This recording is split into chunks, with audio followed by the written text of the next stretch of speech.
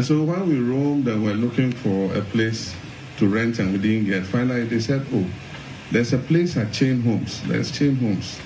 So go and check there. So when we came round, it was my daughter, what's her name? Equia.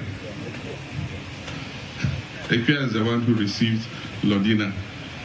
And somebody had built his house in the corner there and given it to GHOne Homes and asked them to rent it. So he said, oh, there's this property in the corner there. See if you like it. And so Lodina went and said, oh, look, we have no choice anyway, so it's not about whether we like it, we'll take it. And so that's how we came to this neighborhood. And the first person I met that I knew was Paul. Paul was my director of corporate when I was in government. And so Paul came to me and said, oh, I came to welcome you on behalf of the residents. And so he accepted us. And he said, oh, one of the evenings I'm going to take you around to greet our neighbors. So for those of you who were here at that time, I came from house to house and greeted you. And of course, Pakas was my schoolmate. And so Pakas, he and I were in university together. Pakas was a businessman from when we were in university. When these Chinese films come, new Chinese film in town, Pakas will go and buy the rights and come and show it on campus and charge us our small students money. So I found that I had some friends in the neighborhood, but the rest is history. You know, Ade and all of them convinced us to make our permanent home in this estate. And so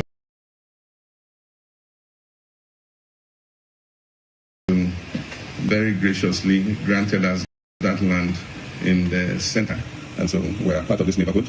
Indeed, they believe the estate belongs to me. So all of you who bought these houses, you bought them illegally because you should have paid the money to me. They said this is Muhammad's estate. So if you paid your money to Ada and Co, please, you better ask for a refund and bring my money. But let me thank you very much. You've all been good neighbors. Many of you we know personally. You come to the house from time to time. Don't be intimidated by the soldiers and all that. I mean, we're neighbors, and anytime you think there's any issue, you want to come. At the weekends when we're available, we've not been very good neighbors. Because of the responsibilities of state, there's hardly a weekend that I'm here. At the weekend when people are resting, there are still things that I have to do. But in the times that we're available, you can always come over and come.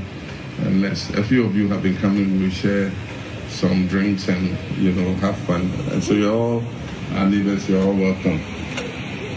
It's a funny story. There's one of your own name who he was. After I became president, the soldiers came and said, oh, now that you are commander-in-chief, we have to take over your security. So I said, oh, okay, so what are you going to do?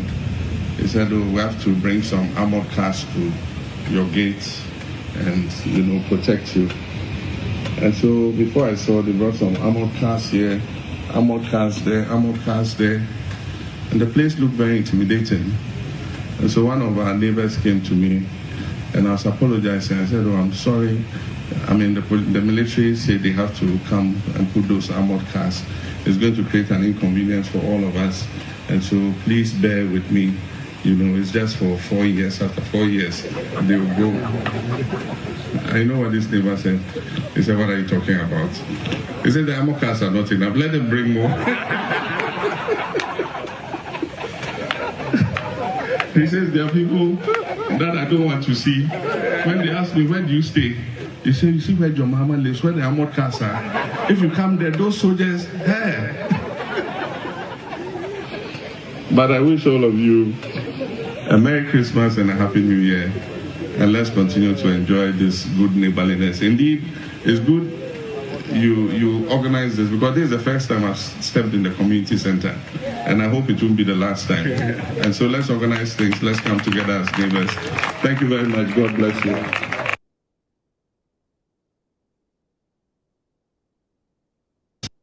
There's GHOne Homes. So go and check there. So when we came round, it was my daughter, what's her name? Equia. Ekwe is the one who received Lodina. And somebody had built his house in the corner there and given it to chain homes and asked them to rent it. So he said, oh, there's this property in the corner there. See if you like it. And so Lodina went and said, oh, look, we have no choice anyway. So it's not about whether we like it, we'll take it. And so that's how we came to this neighborhood. And the first person I met that I knew was Paul. Paul was my director of corporate when I was in government. And so Paul came to me and said, oh, I came to welcome you on behalf of the residents.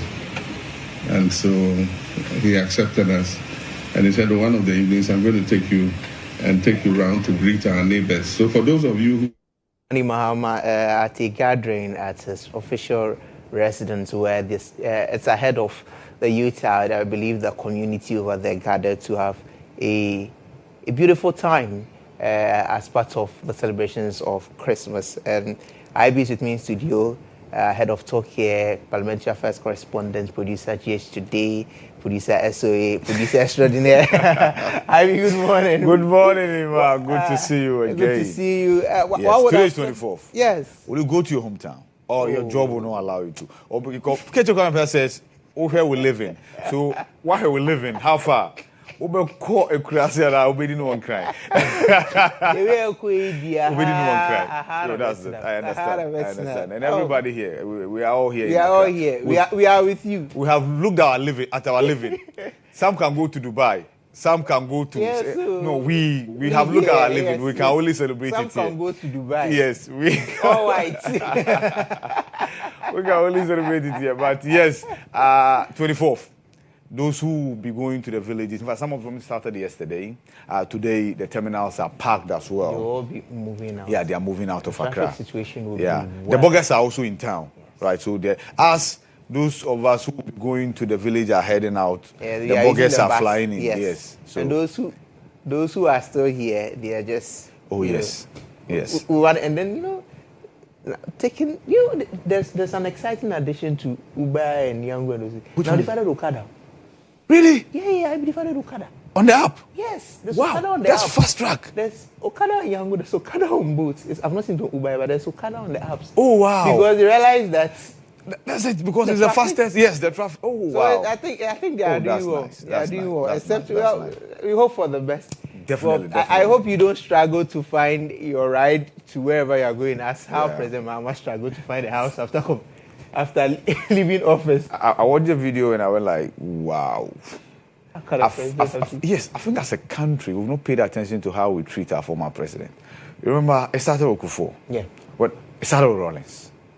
When Rawlings left power, he himself shared a story about how he was driving along the stadium area and then he took the turn going to the castle. And then he just realized that you are no longer the president. Yeah, you don't live there anymore, right? Good. Now, we all know how his privileges were removed, in essence, right? Were stripped. And then he was using the Zongo lane whenever he was traveling. He was not allowed to use the VIP area, right? Not to even talk about now the Jubilee Terminal as we have it, right? Because his privileges had been removed. Now, then we came to Kufuor. A group of young men went to besiege the office that he had been allocated as a former president to use. And the young men and women said, no way. They were not going to allow the former president to use that place as his office. Right. There was no brouhaha about the Chinese Committee report of emolument and what have you. Right. And then, because of that, during the inauguration of the late President Mills, there were a group of young MPP supporters who also went to ensure that the former president doesn't leave his house to go for the inauguration. And I remember it happened when the 2012 election petition had been filed. A group of people also went to Kufuor's house to ensure that because the outcome of the results was being litigated, he shouldn't go for the inauguration of the then President John Dramani Mahama. And that of John Mahama came in. Per the release we saw from the former president's office, there was an agreement that he should continue to live where he was living before he lost power, right? But, you know, in every party you have hawks, right? So there were disagreements. And Osafo Mafo had signed up to this, but there were disagreements as to why the former president is being allowed to live there. In the end, I think the conversations got heated to the extent that the former president himself said no. So he issued a statement saying that regardless of the fact that there was an agreement that he continued to live in that facility, given how heated the conversations had become, he was living. And per his narrative, that was where the trouble started. Well, after that 2016 election, let's bring you exactly what he said, what he faced in finding a place to lay his head for he and his family. Here by accident. There are few people who know this story. We lost the elections. We thought the world had come to an end. And the agreement was that as former president, the state will provide accommodation for you. We were a young couple. We had built a house, but it was some small Atakwame house. You couldn't post any head of state in that house. And besides, we had rented it out. So there were some Chinese living in it. And then we lost the election. You couldn't go and tell them to get out of your house and then you come and stay there. So we're homeless. And I said, okay, Lodina, no problem. Let's find somewhere and rent. So we got a place near Kaokudi, the Gold House, there somewhere. And they agreed, went and looked at it. It was okay. Not anything imposing, but it was livable. And considering that we're homeless, we were prepared to take anything. And so we went there. Lodina went there. I didn't go there. And she went and negotiated everything and all that. And they said, yeah, the house is available. So Lodina said, oh, John, come, let me show you where we've got. So I went there, and the caretaker was there. So for the first time, they realized that, it's the former president who just lost the election who is coming to stay here. Oh, the next day they said, you see, it's our company accommodation. One of our general managers is coming from abroad, and actually he's coming to live there. We forgot. And so it's not available for rent. So we said, okay. But that one was not as bad. After about 4 or 5 places, we got a place. They said it was okay. And so they gave us the rent. We went and paid. They gave us a receipt. And then again, when they realized that it was me, it was some Indian people came and said, oh no, you know, come back for your money. We're not renting the house anymore. So they really gave our money back to us. They refunded it. And so we went looking again. And this place, I never ever thought I'd come and live here. Because I came here one time when I was vice president. At the time, we were planning the roads in this area. And so we came this way, and it was some Fulani cattle people with their cows grazing all over this place. And there was some, you know, death track. If you wanted to go there, you had to go through some corner and come through. And so we actually drove past here. It was the beginning of Chain Homes.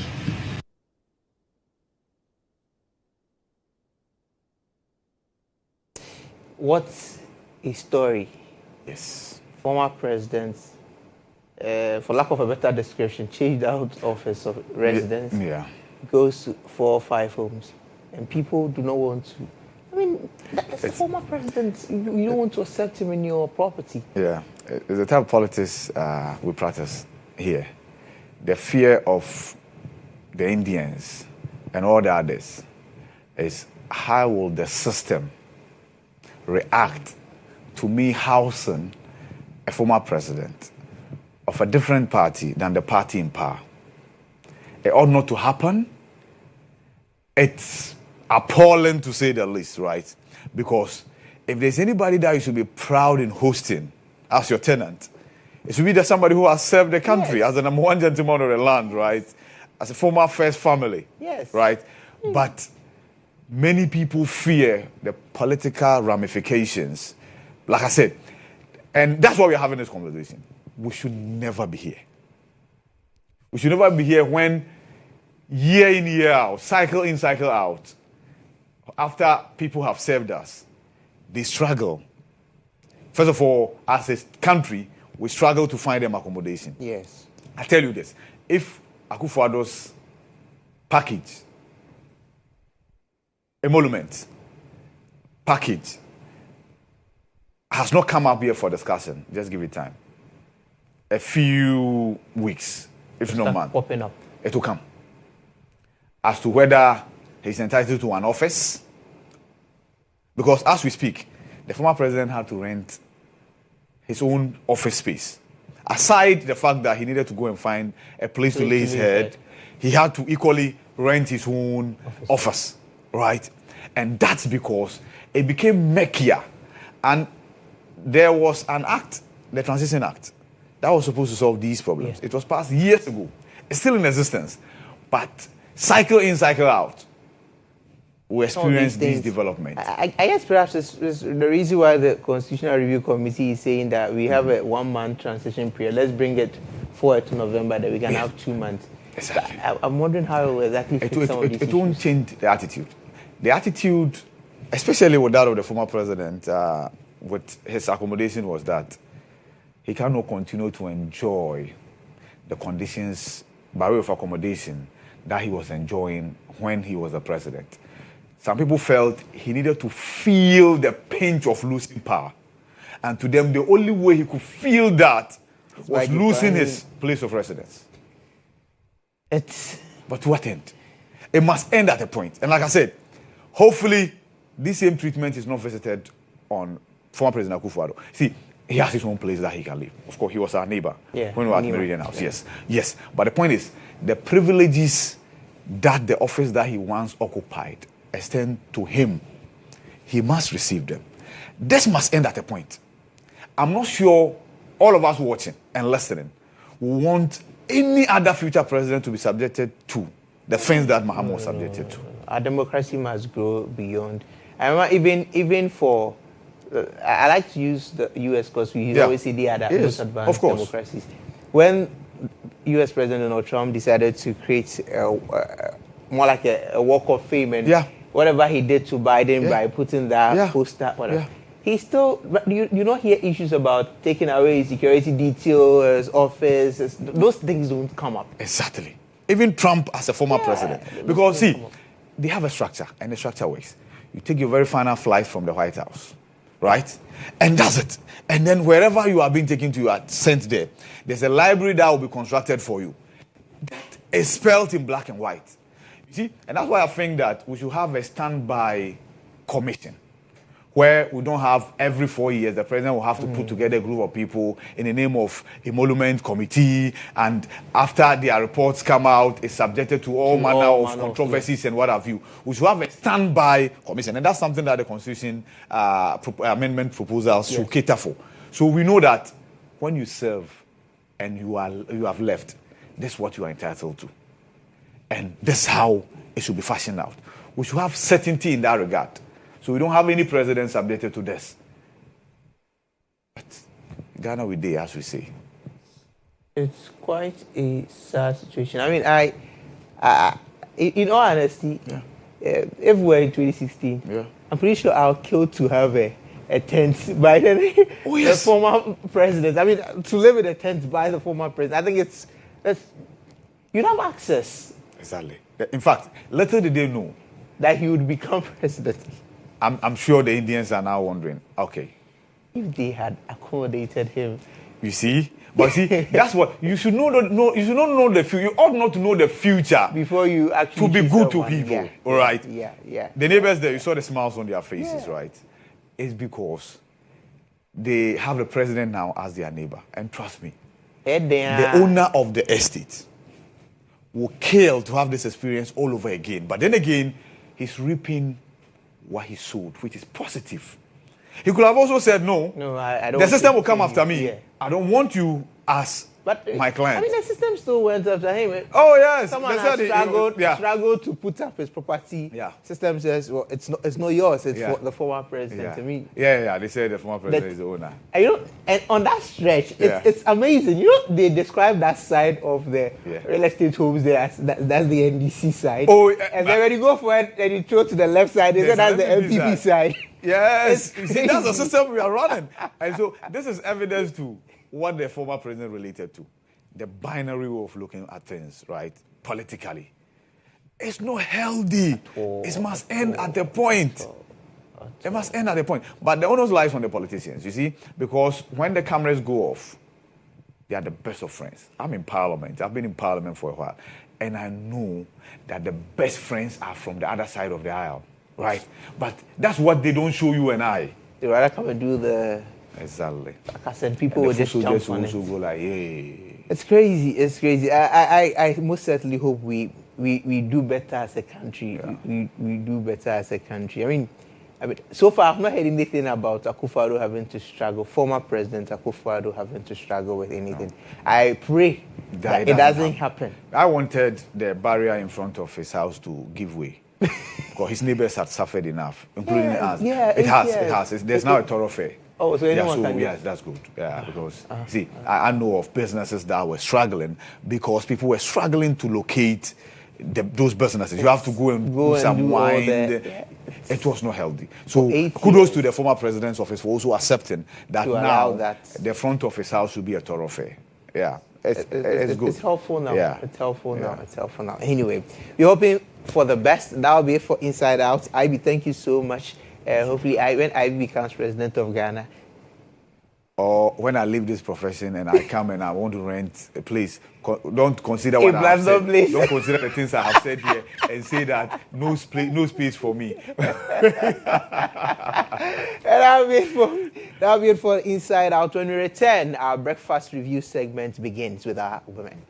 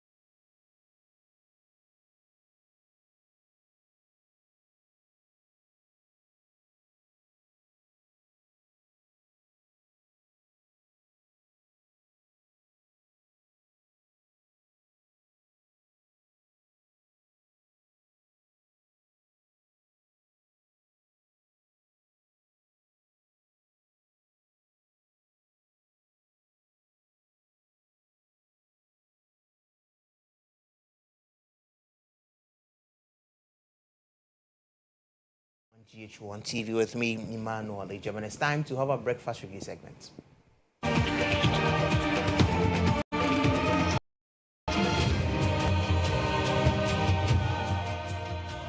A number of issues will be discussed, including the Constitutional Review Committee's proposal on a number of items. It's a heavy document, and we'll keep on exploring page by page. As I told you yesterday, it's a 127-page document with recommendations on what we should do to our 1992 Constitution. As I had mentioned earlier, so the key issue identified by the committee, the H.P.C. Prempe Committee, which is an 8-member committee, is that we have had stable democracy, but oftentimes this democracy has not translated into economic development. And so the amendments and the proposals thereof are supposed to ensure that as we enjoy peace, it will come with some economic progress and development for our nation. To help us do the discussion on this and a number of issues, I have with me from the NDC, Awo Kekeli Edubia. She's a member of the NDC's communications team. Good morning, Awo.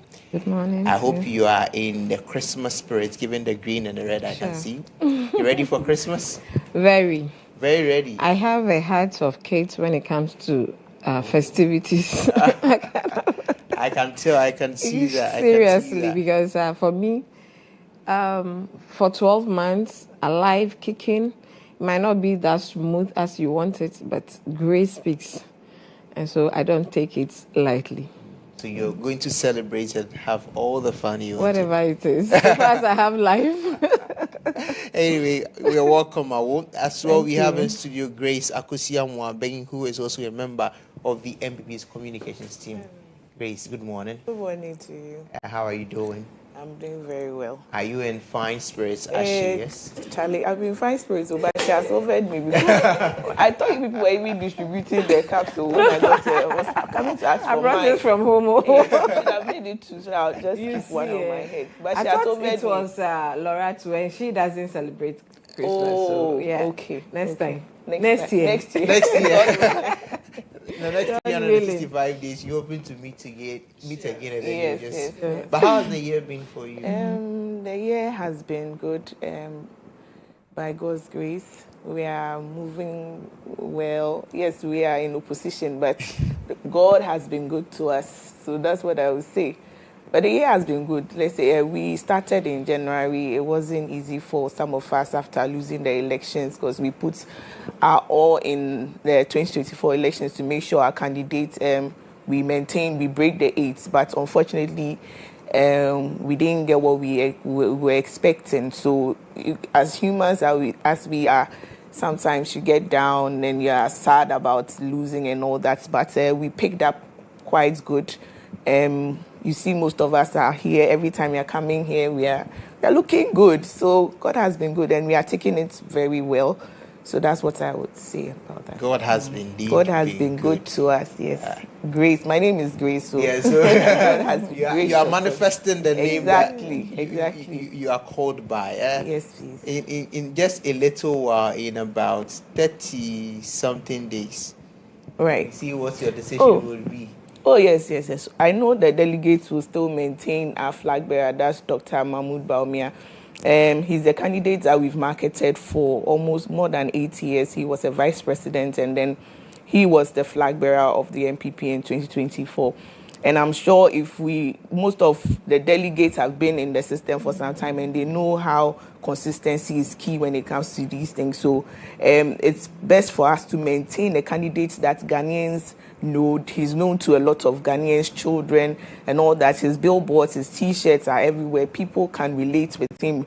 And people know the things that he has done. When he was a vice president, there were things that he was able to put in place as a vice president. Normally in Ghana, when someone is a vice president, we don't really hear much or see much about the person. But Dr. Mahmoud Baumia is someone that made the vice president. He made the vice presidency. He sees that if you come to power and as a vice president, you don't show any work, people will start complaining, and a lot of people will notice that you are not working as a vice president. I think the last time I came here, I said it here, that we can see from the other side that our vice president, our current president that we have, we are not really hearing much or seeing much of her. Amaprat says that she's wondering why those and she's because but you see, she's the only one. If a lot of people are complaining, then they should see that there's an issue. I've said it here so many times. At a point, people thought Dr. Mahmoud Bawumia was even like the president, because he was putting so many ideas out there for us to work with. The zip line, all these things were initiatives that he brought up as a vice president. So I believe that the delegates are listening. They know where to move, because he has been in the system for quite some time. He has helped us through 2012 to date. He has not backed down. He's still with us. And I think if it comes to even service, rewarding service, Dr. Mahmoud Bawumia deserves to be the next flag bearer. What happens to Connected? What happens to Brian? They are all wonderful candidates. I believe. Former General Secretary. They are all wonderful candidates. I believe they all have something special that they can offer the party and also Ghanaians. But at this critical moment, the best person amongst all of them, the best person for us to present as a party is Dr. Mahmoud Bawumia. Like I said, political consistency is very important when it comes to these things. A lot of people know Dr. Mahmoud Bawumia. They've experienced him. Dr. Mahmoud Bawumia has gone through all the 274 constituencies, 76 constituencies, not just once, not twice, I think more than 5 times. And he's been able to connect with the grassroots better than, I think, almost all the candidates. And I think 2024, he was in different homes, experiencing different people. A lot of people got to meet him one-on-one, greeted him, had chats with him one-on-one. So I think with that, he has been able to gain a lot of respect and also a lot of, we've been able to market him very well for Ghanaians to say that this candidate is right for us to vote for him. And we want to win power in 2028. So, like I said, all the other candidates are good, but for me, and I think for most of the candidates as a party, if we want to unite and win 2028 elections, the best person for us to take for this 2028 elections to face whoever the NDC, I don't know who the NDC is bringing at this point, but we believe that the best candidate to represent us, MPP in 2028 is Dr. Mahmoud Bawumia. Well, the MPP, according to Grace, the best person is Dr. Mahmoud Bawumia. I wish you also tell us. There's been an explicit statement from the NDC's General Secretary, to say those discussions now. No, at all. But I'm sure she has her own opinion I don't. On some of these things. No. Okay, but we are already in the race. For me, we have work to do. Right. MPP decided to build a house from the top, which I've been wondering how it's done. Maybe you wouldn't understand it because you are not in there with us. Let me finish. No, build a house from the top. That's what I'm trying to correct. Because we know that from our political structures and party constitutions, we normally start everything from the grassroots. They call it, and we call it branch. I think they call it cell or something. I'm not too sure. Up. So for someone to start costing a house from the top or building from the top, I don't know which structures are going to hold them. But that's our house. They are alive to build. But you were here asking me I should come on because he asked come me on, so. Please He come asked on. Me, so I was please come on. If you have were here. I didn't ask. Did I say anything? No. I was quiet when she was speaking, and I expressed him. For us in the NDC, we are in government, and we have a lot of work to do. The mess that has been created over the years by the noise they call work, because for us, our vice president is working. I have her Facebook account here. Even this week, it's been packed for her. She's everywhere. She's working. It's not about noise. It's not about calling the people together and saying things. We want to see things being done. And that is exactly what we are doing. And that is what our mother and the vice president is doing for this nation. We want to see that a lot of... She's been all over the ministries, helping, especially with the gender, the fisheries, the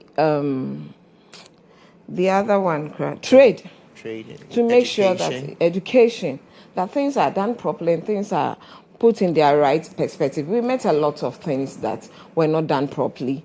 So we have to make sure that it's not about talking. Our president said it when he took over, that we are not here to lament. We are not going to tell Ghanaians that ABCD did this and did not do that. But we will make sure that we are doing the right things. And those who did not do the right things are called to account for whatever they did. For me, any position we take as politicians, as people in government or outside, if it's a public thing, you should be ready to answer, or you should be ready to give an account of what you were entrusted. We are stewards of a lot of things, or everything we are being handed, especially when it comes to the public, to do for the nation. So at the right time, people who are answering will answer. People who have to speak to issues, will have to do that, so that we move forward and we make sure that things are done properly. So for us, NDC, this is not the time for us, people just a year into governance. We are not even fully a year into governance, asking, looking for a flag bearer or who to succeed the president, who is even doing good work now. For him, he said this is legacy time. And so for it being a legacy term, we are going to make sure that everything that Ghanaians are expecting, or what we told them before they gave us the mandate, we are going to make sure that it's being done. So we are not going to make noise. If you really have eyes, you will see that things are done and they are going on properly.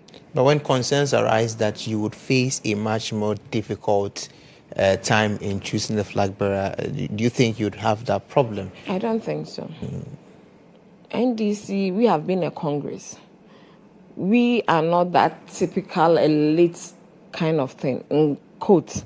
So we don't struggle when it comes to those things. By all means, it's a democratic decision. We all love people. We all know people. People brought people. A lot of these big people are the ones who held me. Somebody saw me speak somewhere one day and he said, no, this is an asset. Took me, gave me to another person pushed me. So everybody around me, it's capable of doing that. Myself sitting here, what shows that one day I wouldn't want to be there. So maybe the next candidate you are looking at will be Awoke Kelly, but might not. So sometimes we don't even want to jump the gun, and it's too early for us. We have a lot to do. At the right time, maybe the third year into governance, we'll think about that, because whatever it is, the party has to bring up a candidate for 2028, for going into the 2028. Who you now have to market? Whatever it is, all of our big people are marketed already. All these NDC big wigs, I don't know who will be, like I said, myself, I've marketed myself. I've been people have seen me, people have heard me speak and all that. They know your strength and your weakness. All our people are marketed already. We don't need to now rush and say that you have to go again and again and again to win.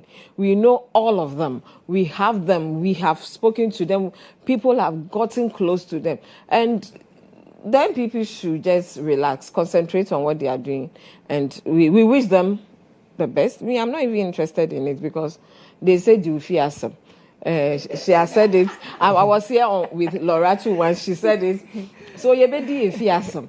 But we wish them well, because they are the biggest opposition party, and now they've even gone to the micro minority. It's micro whatever. Mighty. They are the ones making noise in this country, don't you see? They want to behave as if, you see, they want to be heard, empty barrels. But Uncle Baby, whatever it is, we wish them well. I wish them well. Whoever will become their flag bearer will still be flawed. But whoever will come out from the NDC, and NDC is the best choice. Ghanaians, I'm happy in 2024 saw that and gave us the mandate. And will not disappoint Ghanaians. And from this 11th man, they have seen it. We don't need to blow our horns. At least We have seen the dollar gone down. We have seen fuel gone down. We have seen a lot of things. Iron rods. Those times when you are building, so we are telling the landlords. Now, those times they will say cement, iron rods. Now they have gone down. They should also bring the rent down for those of us who are renting because we are struggling. So we are begging them. A lot of things are going on well. Now we have extra monies in our pockets. Christmas struggling. Struggling about what? You just said you are struggling. You have extra money in your pocket. Oh no, still struggling. we are not struggling as in when it comes to life general, but a lot of things hadn't gone on well. And go to the markets, rice is now so down. Oil, those basic things that Ghanaians are comfortable with. Christmas came so early that even early December, people had done their marketing and shopping for Christmas already. And so life is made a little simpler. We have extra money, like I said. So I want the landlords to bring it down so that we too have some breathing space. Because since you mentioned life, I would want to just swap and bring in a conversation about life, because traders are lamenting low patronage. Despite what you say is a reduction in prices, they are saying that people are not buying as much as they should, as they would have done previously. So I am surprised because yesterday, like I saw fire service in Accra. The video. Because of the way people were crowded. What are they doing if they are not buying? And now, unfortunately, we are all selling. Like in my area, past this corner, there's a shop. Another one, there's a shop. There's that. So it's like almost all the houses now, they build small shops or small containers in front of them. We are all selling. So how many can I buy from you? And what? Unless I come to you and you don't have it, I go to the next person. But if you have everything, it means I'm going to have to buy everything. But people are buying.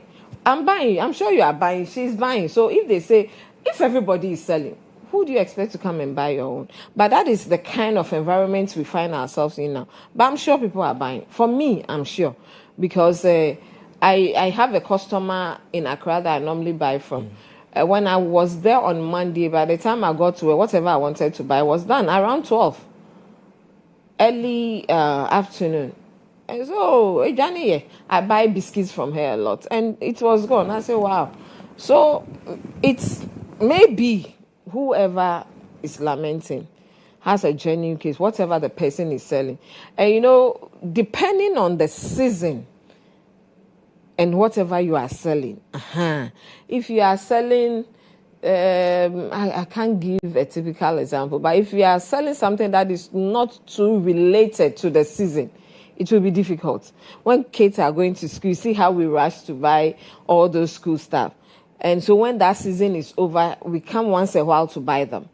But when it's the season for school, bags, singlets, boxes, all those things are in high demand. And sometimes we see how they also put on certain prices so that whatever it is, you still buy. So it's the season. Maybe the person is selling something that is really not related to whatever the season is. Grace, do you agree with saying? Or people say that, I mean, in every year, traders say, marketing so perhaps not that. Carrying theme. I don't agree with her entirely because we also sell. We have family members who sell. She said most of the people who sell, maybe the things are not related to Christmas, or maybe it depends on the item you are selling. I know people are selling food items like chicken, fish, the normal food stuff that we use for festivities, and they are also complaining that they are not getting their sales, they are not getting the markets this December. And I can testify, there was this shop we have, but last year, from 1st December, you could tell from the sales that like people were really patronizing their items. That was from 1st of December. So they were expecting that this year it's going to be the same because we had people coming in from different parts of the world to Ghana to come and celebrate December in Ghana. And then they were expecting that the sales will increase because we had that going on from the previous years. But then to our shock, from 1st December, sales coming in was very low till date, not as before. So it's normal for people to complain that the sales they were seeing previously, that was in last year, they are not seeing it now. And it's not just one person. I can tell a lot of people, when you go on, if you are in you know, all these small businesses. I happen to be in some of the groups because I started off as an entrepreneur. So I happen to be in some of the groups. And you see a lot of people complaining that market isn't going well. They are not purchasing their items. Now, even when I was coming, I thought I was going to be late, but it was so free. Even yesterday, no traffic, nothing. Nobody is shopping. And then she was mentioning Accra, what fire service. Accra is already choked. You remember the time that they had a fire in Cantamanto. I happened to be there. People were literally on the streets selling.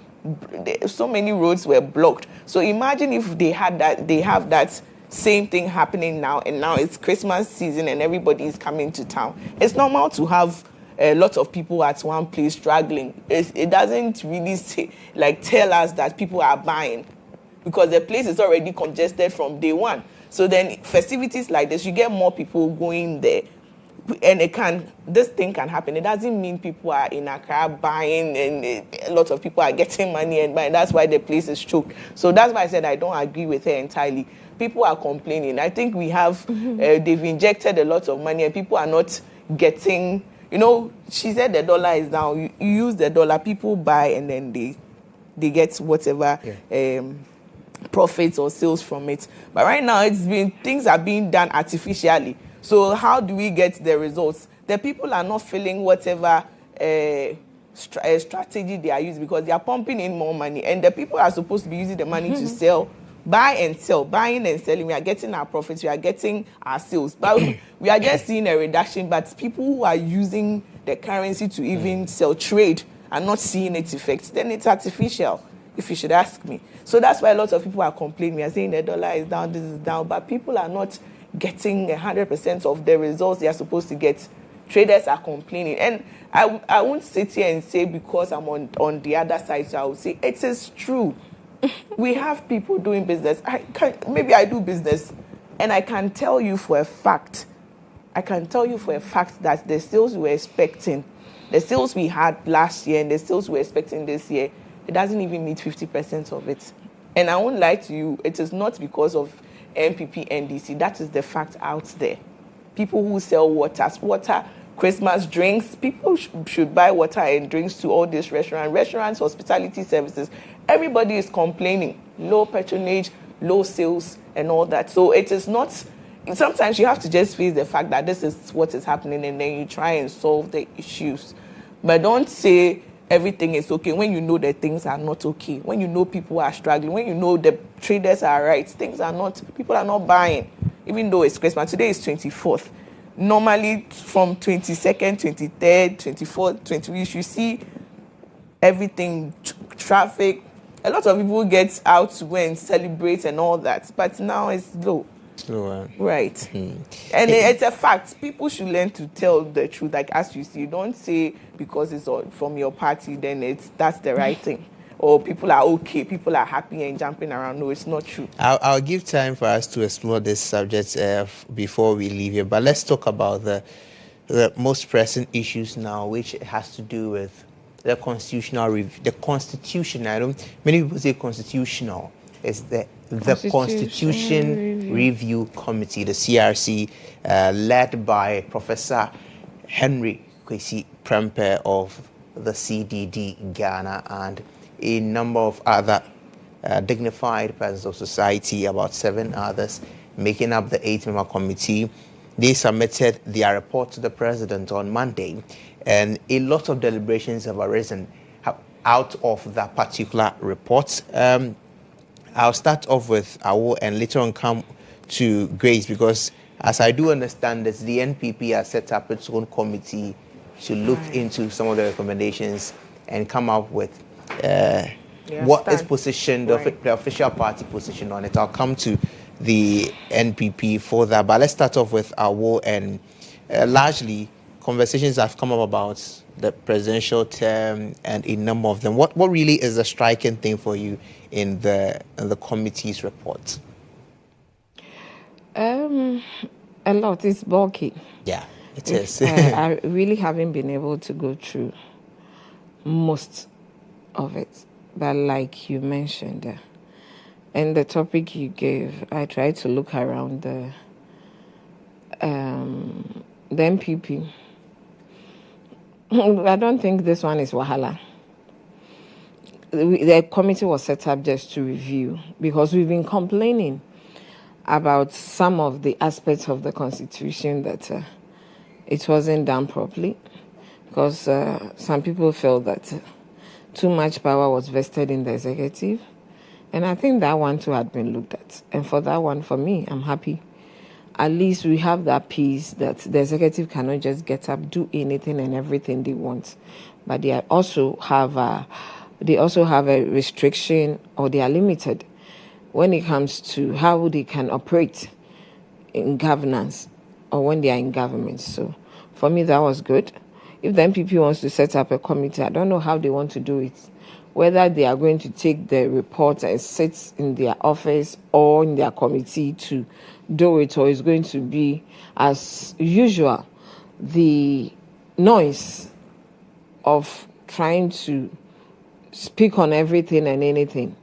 I say the committee is unnecessary. That the committee they have set up, I say it's unnecessary. They were consulted, were they not? They were. They were consulted. The committee consulted every party, all the registered political parties in this country. So to come and say that we are now also going to set up our committee, I just don't get it. But it's their right to do. So I've heard arguments suggesting that, well, they have made their inputs, but then they do not know the inputs of other people. So if the report is finally out, perhaps they are deliberating. That's what I'm saying. That it's their right to do. So if they want to do that, at least they should also spare us all those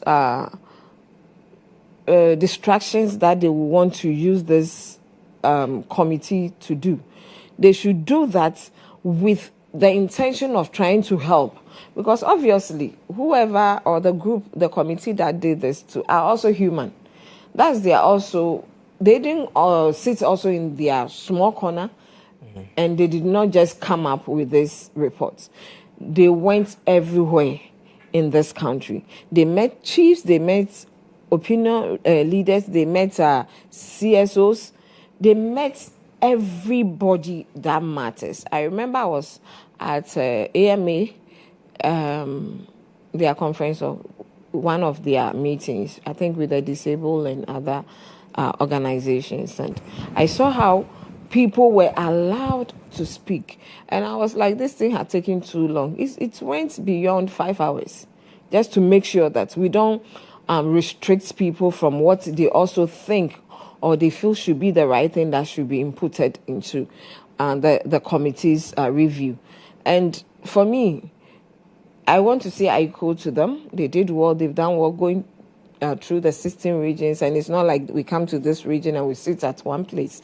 They had to go to, you know how our system, chieftaincy thing is like everywhere, every community, you have to meet everybody to make sure that they also understand or will also bring in their input to this. And so they've done well. And for me, we are just waiting. For the president is saying that 2026, early next year, he's going to form another committee to also go through it. Because like you said, they might not also be entirely correct. Like the 5-year term, even from our own side, I've seen people who say that it's too much. And I've seen people who feel that it's good because mostly you just have barely a year and a half to really work, especially when you come and there's so much to do at a particular point in time. So it should go to 5 years. Others are not of the view. But for me, whether 4 or 5, I'm not too much bothered about that because I saw the first term of our president, JDM, to 2013 to 2016, the kind of work he did. And within that short time, he was able to do so much. So for me, the time duration isn't too much, isn't a problem for me or a challenge. So I just hope that the committee that will be formed, which is a non-partisan, like he said. So if the MPP is really serious and they want to do anything to help, I feel that this is the time they should avail themselves rather, so that since the committee is going to be a non-partisan thing, they will be part of it. They sit. It won't be like they are also doing their own thing. This committee is a whole lot of this back and forth. Sometimes we come to city and there are a lot of issues affecting us as a people that are important that we should table. But some of these noises just come to distract us, take us out of those important things. So if they can be a little patient with themselves, this non-partisan committee should have been the right place. They have their own people. They can push it so that we all sit as a people, as Ghanaians, work on this report and see if it's good. The ones that are not, we take it out. The ones that are best, we push it. And as a country, we carry along with it and make good of it so that these whole distractions, for me, sometimes I'm like, we are tired. We are tired of the news. We are politicians, but we really wish to see things being done. Look, I was in Nigeria, looking at their hot political terrain. I thought it was like ours. So I wake up in the morning and I will just pick a remote or get a radio. I want to hear what is happening. And there is nothing like that. The best you can get is, or the worst is to get some paper review. And that is it. This politics of sitting on air Mondays to Saturdays isn't there. So after elections, at least if there is something, the technocrats are there to speak to it. The people who are best when it comes to those aspects of whatever is going on are there to speak to it, rather than bringing some of us. So now we are lawyers, we are economists, we are everything else. And we say whatever. At the end of it, sometimes it's just noise. It's just politics. It's just to also make sure that my candidate is doing this, but it is not about the collective. It's not about the nation. And if I look at where we are coming from as a people, at least we should get to a point that it's always not about the politics of this. When things we can see green, we say it is blue. We can see white, we say it is red. No, we should make sure that we get to a point that after the elections, after whoever wins, we are in a position that we are coming together as one people to make sure that the country moves forward. Our children are in schools and they are doing well, they are eating well, they don't come back with bed bags, they don't come back with sicknesses, they don't come back with issues. We don't get reports of accidents on the roads because we are building roads. We don't get hospitals maltreating patients and they are dying because we are training proper nurses. We don't get teachers abusing our children in the classrooms because we are training a moral and good society. That is what we should be aiming at. The noise sometimes is too much. It's a free country, it's a democratic country, but sometimes, you see, your freedom should also end when someone's begin. So MPP, we love them. We know they are doing well. We are sisters, we are brothers. But when it gets to a point, they should think more of the people than all this distraction. Well, the MPP's committee is, as we understand it, it's the notice came through the party's organizer, Henry Nana Boakye Esquire, and we do know that it will be jointly led by the ranking member on Parliament's Constitutional and Legal Affairs Committee, the Honourable Kwame Anyimedu-Entry, and then the chairman of the MPP's Constitutional and Legal Committee, Mr. Frank Davis Esquire. Well, we do understand that their work would be that they would carefully study the proposals, study it, and then advise the National Council of the party accordingly. Now, the other members of the joint committee includes some party members, senior figures in the party, members of parliament, Honorable Hassan Tampuli, Honorable Obi Amwa, Honorable Nana Agyabeng, Honorable Kojo Nkrumah, Gary Nemako Esquire, Martin J. Mensah Kosa, Honorable Dr. Mahamatia Abdul Kabiru, Honorable Fatih Abubakar, and Hanifa Ajwa Yahaya. And so they will be working on these proposals. Grace, you've heard Awo's position I've heard the committee. I mean, she has spoken a lot. She said we are making noise and all that. It's a distraction and all that. But I want to say something before I talk about the committee. So when we come here and we have discussions, for me, my end, from my side, we don't just come here. I don't know if they come here to come and make noise. I think it's an opportunity. I said MPP. No, I didn't say no. us. You said I when we are was specific that it is you said you. when we are given I said you are opportunities to distracting. come and You are sit on opportunity. air and we talk. We should let people handle whatever. So there's no need for TV stations or radio I didn't stations. say No, that. you use Nigeria as an example. Yes, but that there's you no are need taking for the thing out wait, of no, I'm context. not taking it out of Don't- context. You were here. I'm sure those She said listening to her, they have heard us. Of course. So But don't okay, try let me, to I'm not confuse trying them. to confuse So anyone. you Let's- state your let's own. Well, allow yes, her that to. she And said state when you your go own. to No, what Nigeria, she's you saying go is to not other the fact. countries, like they don't have shows. All you hear is like reviews, newspaper reviews and all that, and they allow people to do whatever they have to do. But then I think that radio stations, TV stations coming out to also share their ideas and also let people know you don't know who is listening. Maybe President Mahama is listening to you. Of You course. can say one or two things that he would pick and then maybe implement. But then you don't sit here to say that they shouldn't be allowed to come and we are making No, noises. Gracie. No, but that's what I understand. Grace is- For me, that's your wait, understanding. of MPP course. Yeah, but then understanding. I have to say. But that's no, not no, what no, I but said. you don't have to say that. No, It's Grace. so clear. I said that. No, but This- okay. That's what Okay, you said. finish. That's I'll how come you said back other in. countries. Because that's not what I Nigeria, said. That's where why I'll give you an don't opportunity. misquote I'll me. give I'm you- not misquoting I'll you. give you That's an what we opportunity heard. to That's respond. what I I gave heard. Nigeria That as they an don't example. give. Because So then from their these side, maybe things they you are come doing- you and see, sit this- here and this is make some of noises. the- But we don't yes. make noise. We come here, we research, we look at whatever it is, and we come and give our opinions. I don't know if she was I haven't watched her in 2024. I wish 2024 I will watch some of her videos for her to sit, like her sitting here saying that It's a we should political come year. together. No, It's a 2024 political we year. should all come together and think of our children, and she never said I anything. did. Oh, that's why I said I wish I watched you back then You to can see if ask, you were speaking like Amma, how you can ask you Laura were too, speaking your right now. people. As in, you never said anything, you never made any noise, you never complained, you never said anything, but you were here also think saying, I'm "Oh, speaking Ghana, facts. let's take What our Nadia children. Amaka? Let's take." I wish. That's why I said I didn't watch you, but I Oh, wish it's you had the unfortunate. same. Maybe somebody will prompt me Tell- how you used ask to Loretta and communicate Amma, yeah. when you were in opposition.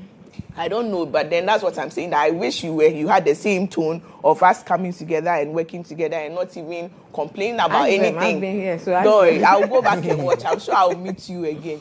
And for her to say that we are making noise, I don't think it's noise. As a party, I have my own opinion, right? Personally, I have my own opinion on this issue. She mentioned some people even in the NDC do not agree to the 5-year term, and also some people said, "Oh, it's a good." So for us, we also have our opinion, but as a party, we should also be able to see what even those stakeholders, people were engaged and all that. Now the final thing is out. I'm sure maybe they took some things out, maybe they added something, or maybe some things were also like added, multiplied. What was? I'm sure a lot of things went into it before the final report came out. Yeah. So it's right for the party, as a party, a whole. They represent all of us. We belong to the MPP, and we have a party party system. We have leaders that represent the whole party.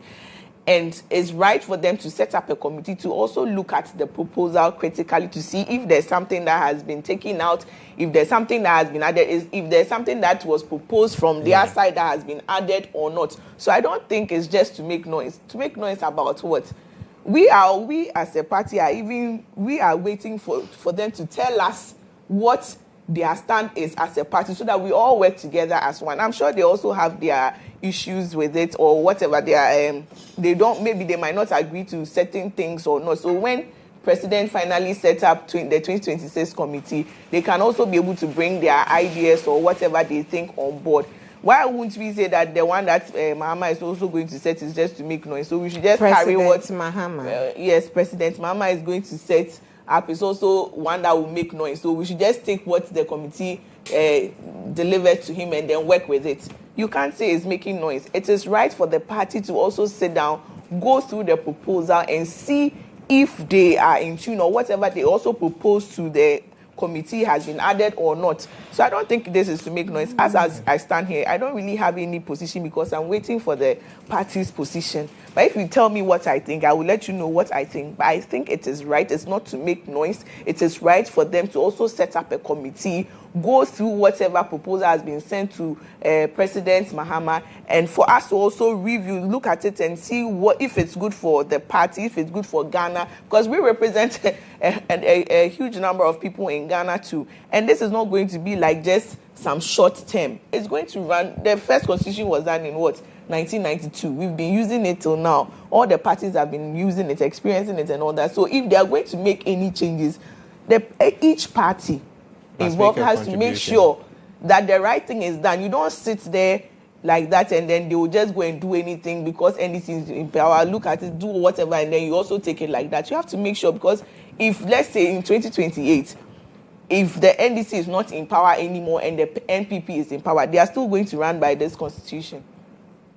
Or am I lying? That's true. So there's it's right. It's not noise. It is right for them to set up the committee, also know what through and through what is in the proposal, and then they will also take a stand, and then we follow. But are there things in the reports and the proposals made so far that you're saying that you're waiting for the party's position, but as an individual, are there things in there? As an individual, I think there's one that I agree to, like the age limit. I think bring it down to 30. I think it's... And that one, me, I don't agree. So you see, and we are all, I'll come and take your point on why you don't agree. But why are you so happy about that particular one?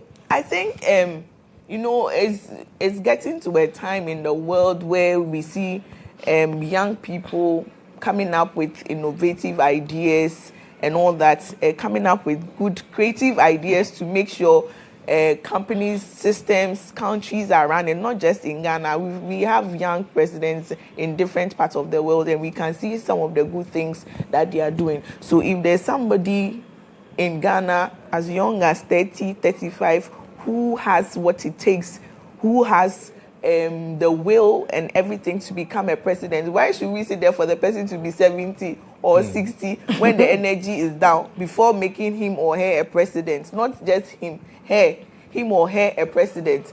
So for me, I believe that if the age limit is dropped down and anybody has what it takes to contest to become a president, make sure like the person puts out his vision and ideas and whatever, and then Ghanaians buy into it and we feel we can make this person a president. Why not?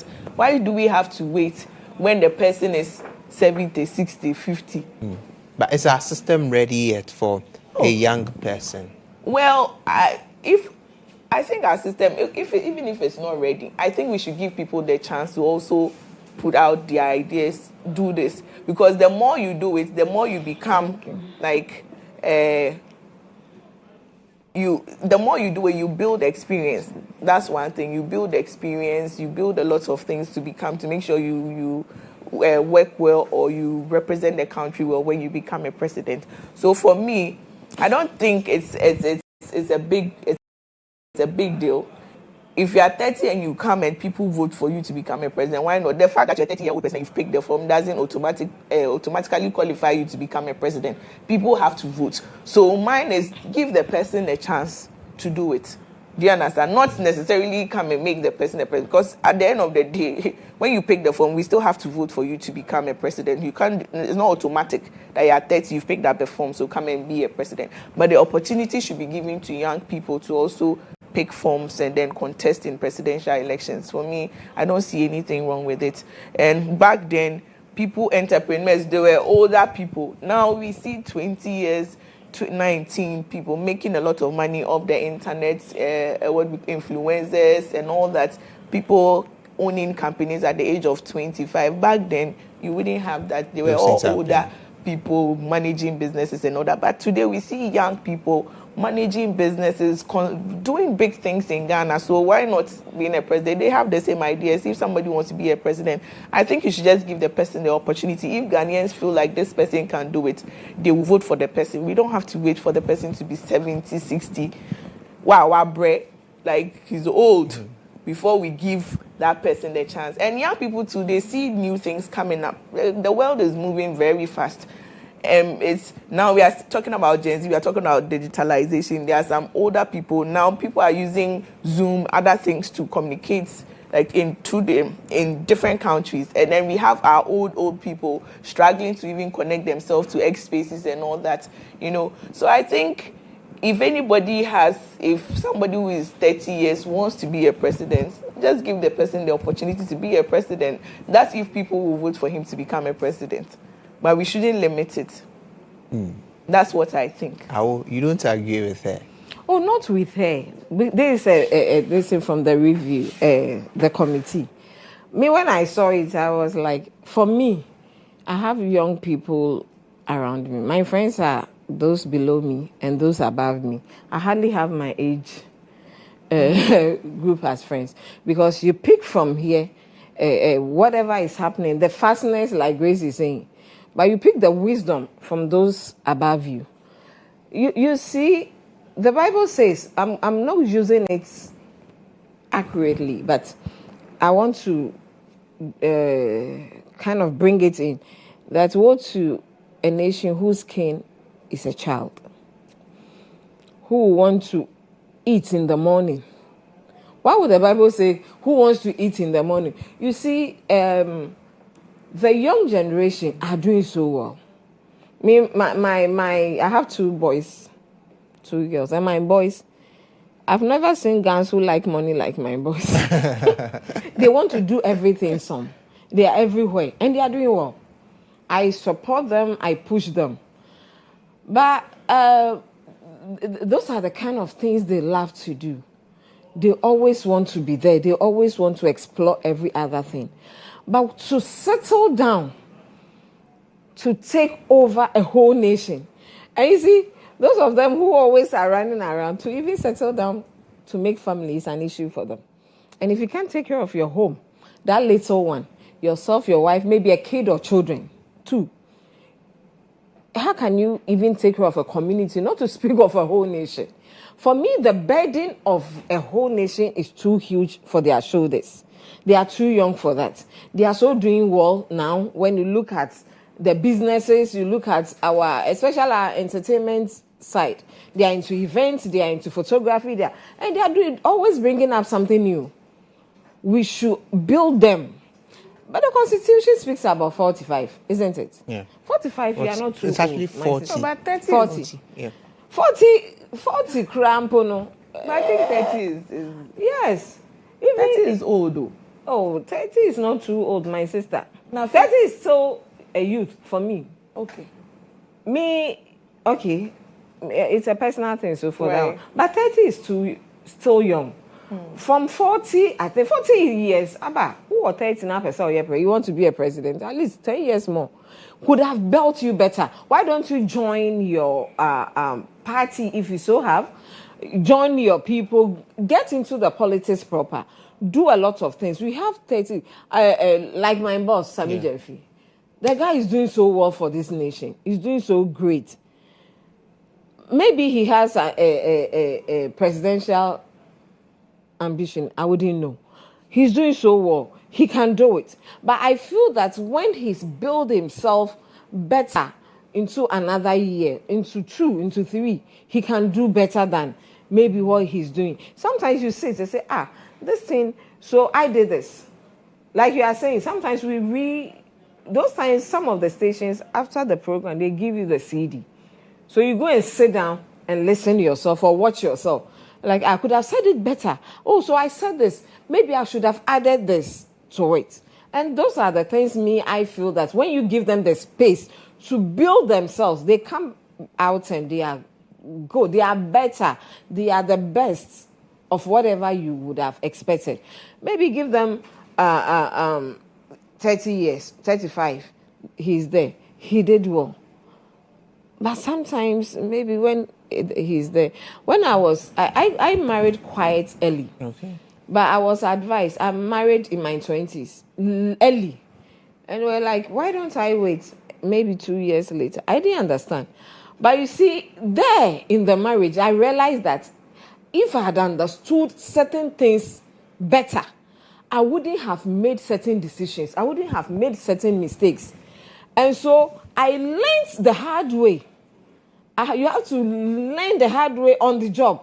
whether you like it or not, you have to build it there. You have to find out, learning the hard way. But if you had allowed the person to explore, making the mistakes, picking up. So I was telling a friend who wants to build a child in the home. Is it, how do they call, house tuition or whatever? Homeschooling. Homeschooling. I said, no, let the child go through whatever it is. They fall, they'll have to learn to get up by themselves. When mommy and daddy is not there, they whatever mistake they make, they will learn from it. But because I've seen examples of mistakes those people made, the few that I have known, that if they have gone into the world, they have also mingled, they have made the mistakes and corrected themselves. They wouldn't have made certain mistakes. Those were petty things that they could have avoided if they have been allowed to also go into the world. So I was, the friend was like, so what if she gets raped? I said, she won't be the first person. I'm not saying it's the best. She won't be the first person and she won't be the last. Things happen. And life will happen whether you like it or not. And it will be good and it will be bad. Those are things that we don't have control over. What if the person is in the house? I know this mentally retarded woman who had 2 kids because somebody came into the house, slept with her, had the first child. Another person came the second time. And was the person not at home? The person was not on the streets. So sometimes we allow people to go, learn, make the mistakes, learn from it and all that. If we sometimes want to do things because we feel that, it's right to do. Yes, it's right. But the mistakes might even cost us more than if we had allowed the person to get a little more matured. So that is me, my personal, I don't think it's, people feel that we are doing well. For a young president, you know how this. Look, I have my father-in-law will not go to our mentality. My father-in-law will not go to a charismatic church because he feels that he's older than the church. He's older than the pastor. He can't stay under the pastor 90 years. Then the pastor is laying his hands on him, telling him what to do and what not to do. So this, yes, that is him. Okay, you can't take it from him. And so he was a Methodist till he died. That is it. So sometimes you have to bring the older and the younger in the middle. So the 40 years, I think, is good. The 30 is too below, for presidency. Because the older people, maybe you are the best for that time. But they might want to go for whoever is older than you because, and maybe the person might come to mess up. Sometimes you take your time. And the process, everybody will see. Why not you? Why not that person? Why are you bringing this one? So for me, that is a personal thing. If the committee that is going to be set up, including the MPP one, they say yes, why not? That's a constitution. Wow. Individual, this thing cannot override. We're looking forward to what the deliberations will look like. When we return from this break, I'll give Grace an opportunity to respond to whether she also agrees with allowing time so that people will build experience. Already she's shaking her head, so I'm sure it's a disagreement that we are going to get. 30 years is okay. Yeah. So that's my opinion. After this break, we'll have that discussion and more because there is a certain conversation around allowing Queen Mothers to be sitting members of the National House of Chiefs and Regional House of Chiefs, all of that. We'll have that discussion as well to see their position on that after this break. Stay with us.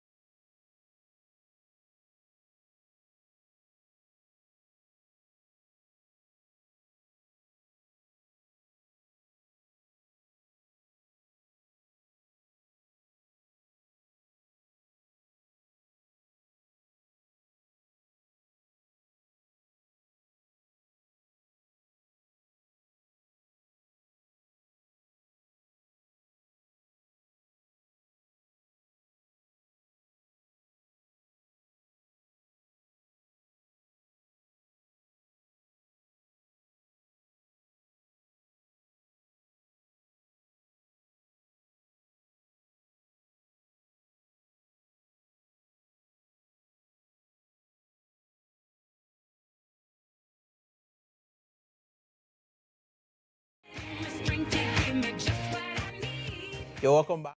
Sure, this is GHD here on GHOne TV. Still on the breakfast review segment. I mentioned before we went on the break that would conclude the discussions on the age limit proposal that has been sent to the presidency, bringing the age down to 30 if you want to be president. A lot of thoughts and comments there, disagreeing positions on that. I will believe that you should be given the experience. You need to grow, make the mistakes, learn before you can become the first gentleman of the land. But Grace has a different position on that. She would give us more on that, and then perhaps zoom into the conversation about. It's largely about women empowerment and what we have come to see as gender equality in the National House of Chiefs.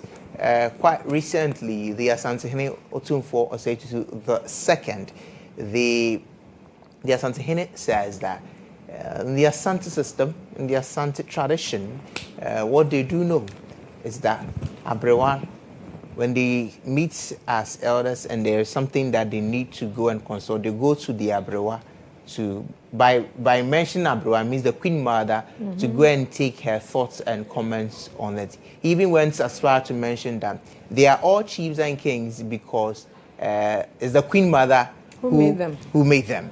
But then he says that role of the Queen Mother should not be mistaken, or we shouldn't find a way to change the traditions of our different clans, where we do know that the chiefs sits, House of Chiefs, Regional House of Chiefs, National House of Chiefs, they sit and then they make their deliberations. If they have to consult, they go and consult the Queen Mother. And so conversations about creating a chamber for Queen Mother is not one we should entertain at this time. What do you make of these?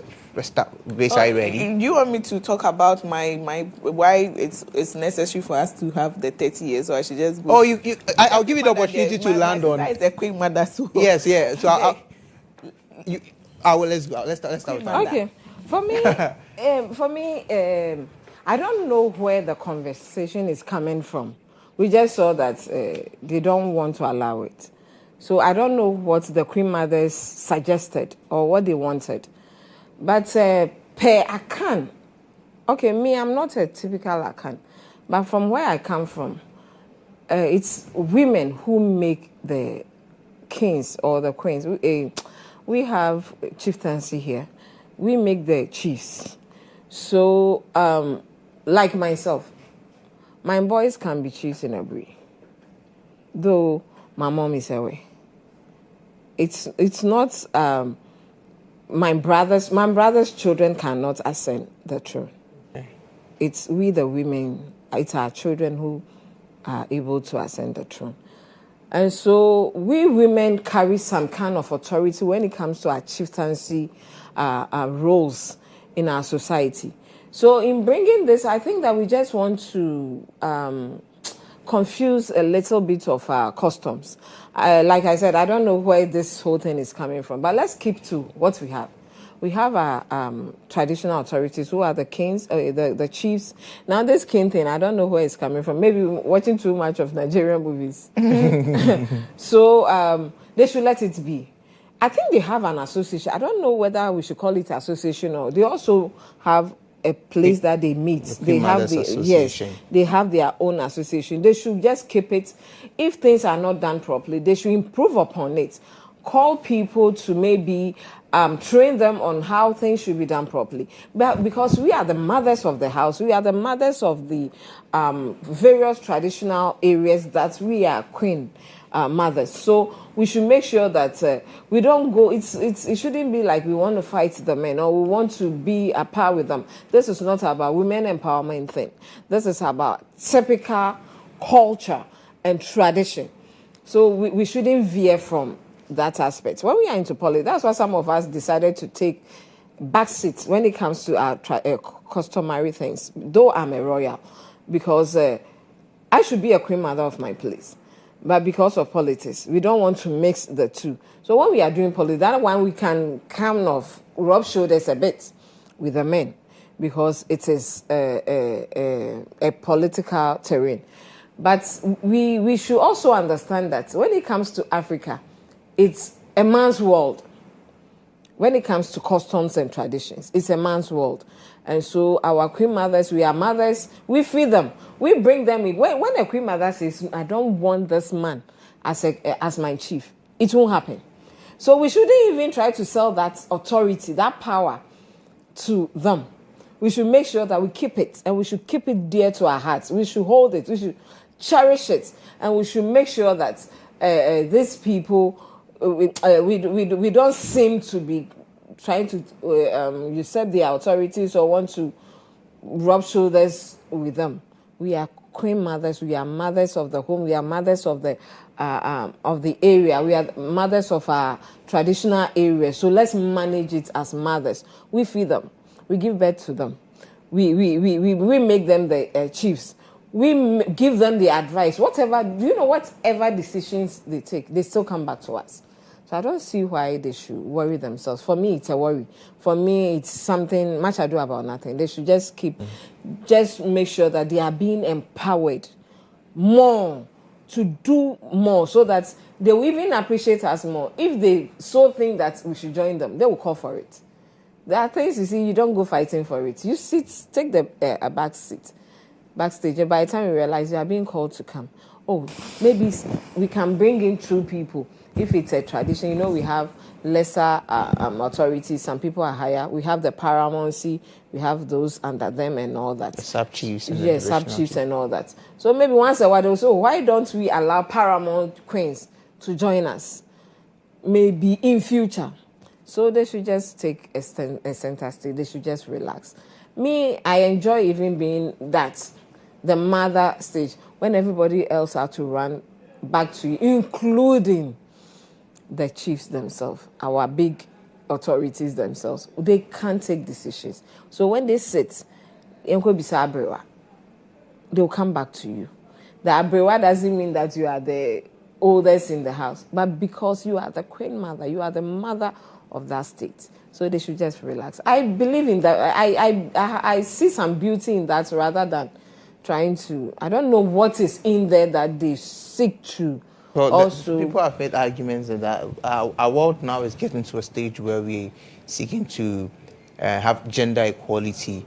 Decisions about society do not just affect men, and men only do not have the world without to be the ones to prefer solutions to all the problems. Women also can do same. So if there's a discussion, women should be allowed to sit in those discussions. Like I said, they don't take decisions without them.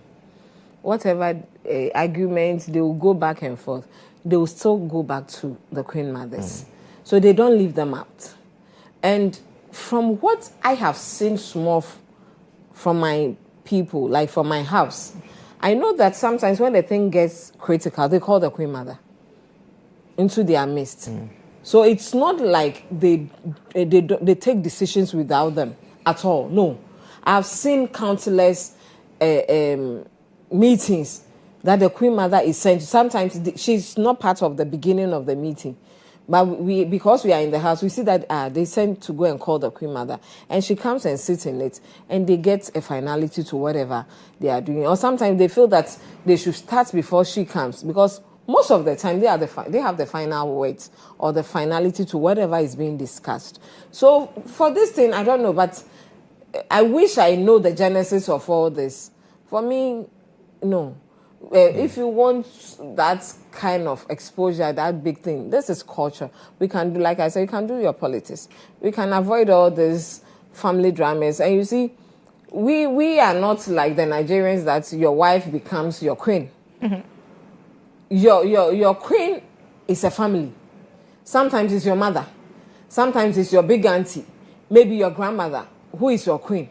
So there is no way they disrespect them or they do things without them. So it's not like my wife. So, you know, when you watch some of them, women don't speak in the midst of men. It's not like that with us. So this thing... They shouldn't worry themselves. They shouldn't worry themselves. And they themselves, they know. But you know, sometimes there's a Mensa in every house. Sometimes these Mensas, they make life interesting. Like, we won't be sitting here discussing it. So they sometimes, especially it's those sub people who want sometimes authority, but they have the association. They should make sure they are empowered rather to help their chiefs to do well in their communities. That should be the paramount thing for them, not this. I don't know what they really want to do there. Grace, do you have a comment on that? I think for once I will agree with it. I will agree with it. Because of Jesus' crucifixion, the Sadducees and the devil said they became one. There was one enemies. Anyway, because yes, as she mentioned, they already have a system, there's a system for the queen mothers and then there's a system for the chiefs, chiefs. So I think that to avoid all this fights, I want to be part of them and all that, we should still maintain the system that we have. That's stick with our tradition. Yes, stick with the tradition instead of putting them together with the chiefs. It doesn't really change anything. They are all part of decision making. Like my sister always said, even if they make a final decision, they go and consult the queen mother on the issues and then take on the issues that they've presented. So I don't think it is really necessary for them to join them in their meetings when you know very well that these decisions will come to you eventually. So for us to still keep our tradition going, I think that it is wise for them to maintain the system and then empower the queen mothers to do more. They can, I think that they can also, the way they see the men's side, they can also work on this to make sure it's more powerful and appealing to Ghanaians, and also with the support and things that they give out to people. I'm sure they will build that system well, instead of starting a whole war of joining the men to have their meetings and all that. So I think for this one, I will agree with her that we should still keep the tradition where the Otufo and the other chiefs have their meetings and then they also have theirs. That's the point of argument. But then there is women empowerment. You're thinking about women, and sometimes women empowerment is good though. But it's not everything that we have to fight for, because it doesn't really fighting for. It's for because you're already in authority as a queen mother. So what authority again do you want? I'm married to a chief. Whatever decision they also take, I get to even hear. Right. Sometimes he will bring it. Do this, do that. Maybe this thing. Why don't you leave it? Why don't you rather do this? And he takes it and it works. So for women, we are the pillows the men have.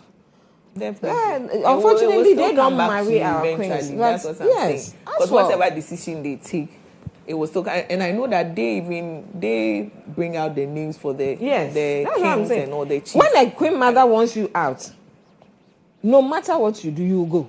Right. Nothing will change that person's. When a queen wants you out, you should be scared that another man wanting you out. Forget it. But when your queen says no,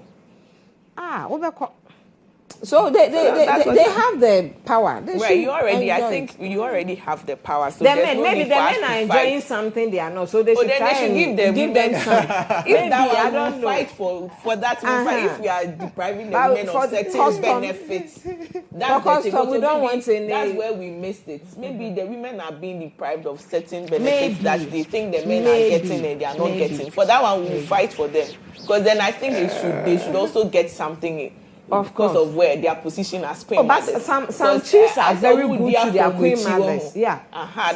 Some chiefs are very good to their queen mothers. So sometimes. So please, I know a chief. Or talk about the queen. I'm the queen. Yeah. Right. So that's what I'm saying. That maybe something is missing. They feel like they are not getting. They should let us know that one. We'll fight with them.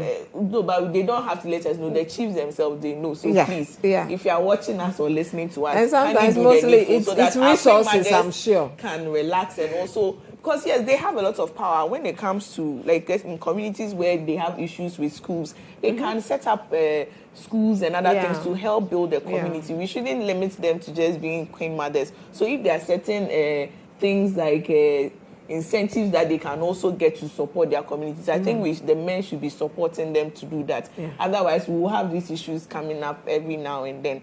So if our chiefs are kings and queens, chiefs and queens and everybody, if you are listening to us, please support our queen mothers so that they can also for that one is important. Yes, we need resources as women to survive. Exactly. We are the mothers too. The school fees comes to us.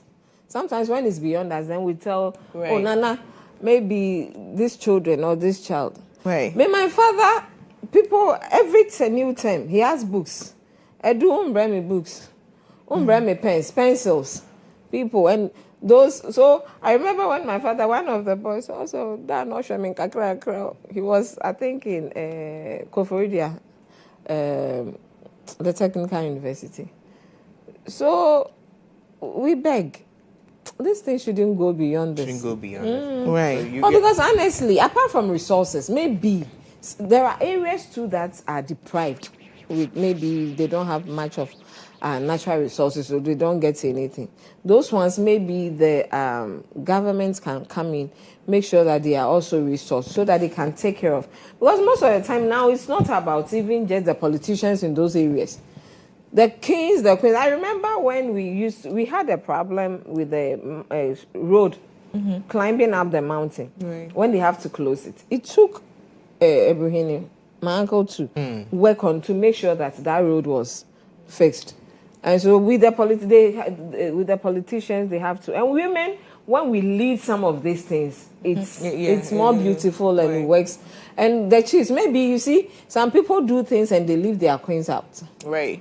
I think it's also one that will come to. Exactly. I'm sure this is one of the reasons why they are protesting. So they should bring them in. They should. They are mothers. They are sisters. Asantini, it was the sister who was the queen mother. The mother was the queen first before the sister. And now I don't know the one. I think they are yet to make. They haven't. They are yet to make. Okay. Yeah, okay. So we are family. So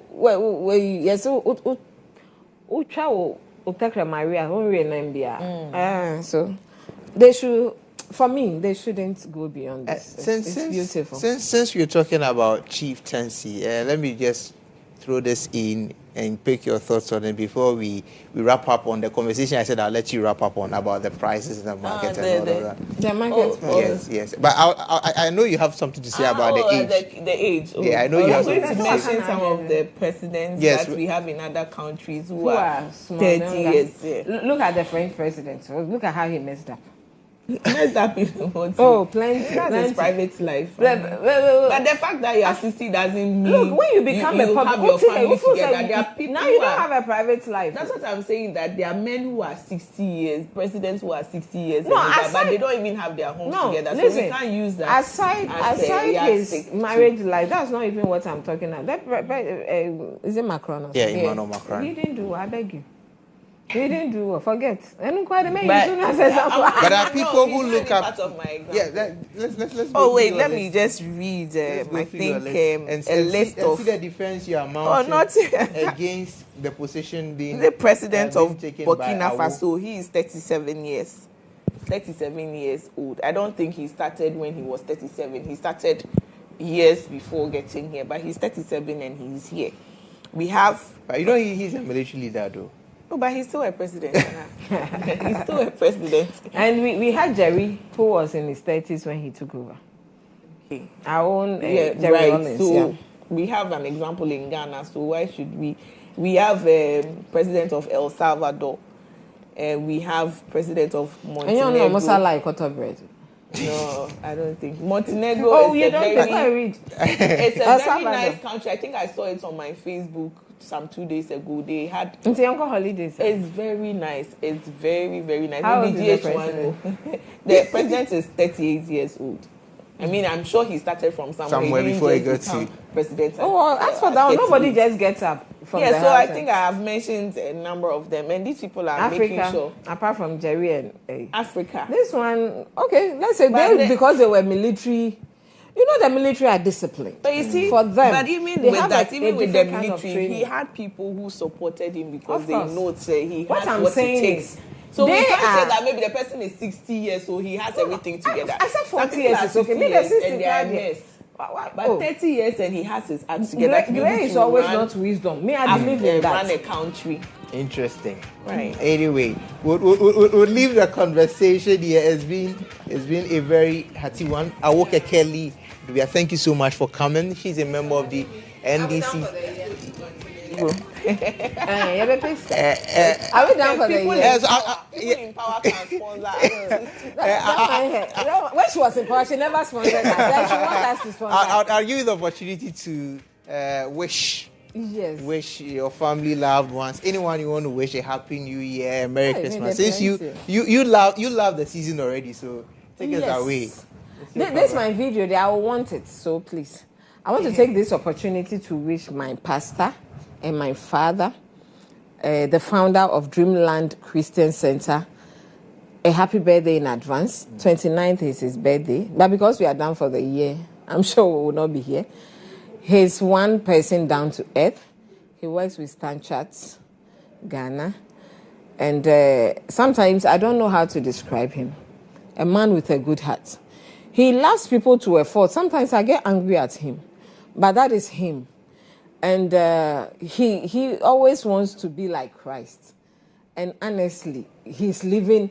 For him, he will always tell you whatever he preaches, he practices.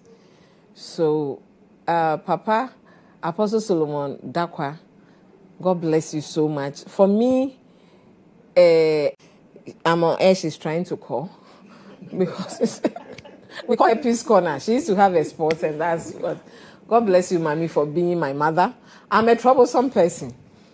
And my father was the only one who could handle me. For her, I always have issues with her. But I wanted to know I love her so much. Whatever I do is because I love her. And she has a great-grandchild. For me, I always say that it's a blessing. Sometimes we don't even see our grandchildren, not to talk of great-grandchildren. God bless her for me. My big sister, she's sitting at the reception. She's been my backbone. Since I started politics, I had to leave my kids with her. I have to leave the family. She's been so supportive. Sometimes I have to bring her from her home. For 4 months now, she's in my house. Just because my daughter delivered. She has to be there to take care of because I have to run around. God bless her. I want God to bless her to the point that I wouldn't know what to do with money. Honestly, if I have money, she loves Indian movies. And it's one thing I've promised her. I'll take her to India for holidays to experience India and their food. I want to wish my children they've been supportive. I've really neglected those children, if not for my big sister and my mom. But they've always understood me. The only thing is they said, I'm not bringing money home. But the money will come. Abigail, Joel, Jerry, and Juanita, Jessica, God bless them for being my children. I know I've been a difficult mom. But the last time they were gossiping, they didn't know I was behind the window. That when they look at people, they thank God for how I brought them up. I'm happy that at least I didn't hear it when I was in the coffin. Whatever it is, it's for their own good. I love everybody around me, my friends, loved ones. I have one stubborn boy, Theophilus Richardson. God bless him. Even if it's raining, he will pass through for me. And I've not been able to do anything for him yet, but I know it's together. He should know that I love him. My kid sister, if she's watching, she will beat me. For my mom's side, we are just 3 ladies. But my father's side, all my other siblings, God bless them. Abner, God bless you wherever you are. I've missed you. It's been a while we've not spoken. Take care of the family for me. Thank you. And thank you to GHOne for the opportunity throughout the year. If you are not there, people will not see us. At least you've also given us the opportunity to be seen and heard. The small wisdom we have, we are not the only ones with wisdom, but you've given us opportunity over the years. God bless you so much for the opportunity. We are grateful. And everybody here. We are grateful for gracing our platforms. Grace Agyabeng of the MPP. She's with the communications team of the MPP. Akosia, sorry. You know, the care is because I'm Kweku, so I just wanted to. So Akosia. So you two. This is the final for the year. Yeah, I'm also wondering. I'm wondering the list you will give for these specific people. If I don't do it, as a member. Akosia, you too. Right. So I want to say a Merry Christmas to my family. I have 3 brothers, and then my mom. My dad is late. Hey, I didn't know it's actually If you are the only girl you are the amongst achere. 3 boys. Okay, so I'm actually. So I want to say a Merry Christmas to my family, my brothers, and my kids, my boys. I want to wish them a Merry Christmas. You also have all boys? Yes, I have 4 boys. Hey! But I have 2 too. Mine is balanced. Oh, yours is balanced. Mine is not balanced. We'll see. We'll see. So I want to wish them a Merry Christmas. And to my mom. My mom has been very supportive, like you were mentioning. I was just thinking about it. Politics is a lot. I have to wake up early and come here. But then there should be somebody at home who will take care of them. Our mothers are doing a great job by keeping our families together and all that. So I want to wish my mother a Merry Christmas. And to all my friends, I'm part of MPP Loyal Ladies. I want to wish them, the directors and generals in MPP Loyal Ladies, and also our boss Virus. I want to wish him a very Merry Christmas. And also my mother, Samira Baumia, that's the former second lady of the Republic of Ghana. I wish her a Merry Christmas. And to Dr. Mahmoud Baumia, I wish him a Merry Christmas. He's still on the he's in Accra currently campaigning. I wish him a Merry Christmas, and I know 31st January 2026 will be successful in this campaign. And also to my workers, Merry Christmas to all of you. Grace, Rosemary, Rose Martha, Merry Christmas to all of you. To all my friends, I wish you a Merry Christmas in the campaign office, and everyone, my constituency, Lower West Akim, I wish you all a Merry Christmas and a Happy New Year. Thank you, GHOne, for having us. Thank you to everybody for pushing us, especially people in my party who always call you and give you words of encouragement and all that. Thank you so much. And people in the Dr. Baumia campaign team, in the office, please, I wish all of you. Member, Thank you so much. You are grateful. But this was special shout out. Let me do it for my bosses in politics. I did family. Hey. I beg. For my boss, Sami Jenfi. Honestly, that man is God sent to us, communicators. And I really do not know how to thank him. I sent him a message. But I wish I can do something for him, but God bless him. I think that's the highest you can give anybody. God bless him. MPA boss, Eduji Tamaku. God bless you so much. For him, he has known me when I was a constituency vice chairman. And then I think he was the deputy youth organizer for region. He supported me since, look at that, those years, till now. God bless you, boss Eduji, and my own boss, Akogan. I don't know how to thank you. He's been also there since I joined communication. He's carried me, they've held our hands and all that. Boss Basantali. And every other, I have 9 women. Okay, I'm included, so we are 9. We call ourselves the Beautiful 9. Obobia, Margot, Ruth, Gabriella, the MP for Kaswa, Nakoyo. She was here. Yeah, she worked with Nakoyo. Then I've mentioned Ruth. Yes. Becky, Rebecca Agboga. God bless them. Mami Efua. So we are 9. God bless all of them for me. They've been supportive. For 3 years since my father died, it had not been easy. But these people in the party, with Sami and the rest, they've really held me. This year started very rough. But along the line, they came through for me. And our boss of bosses, Felix Kwachifusu, God bless him. We appreciate everything they are doing for us and keeping us going. God bless them all. God bless you too. We wish you a president will come back. For him, it's a special one.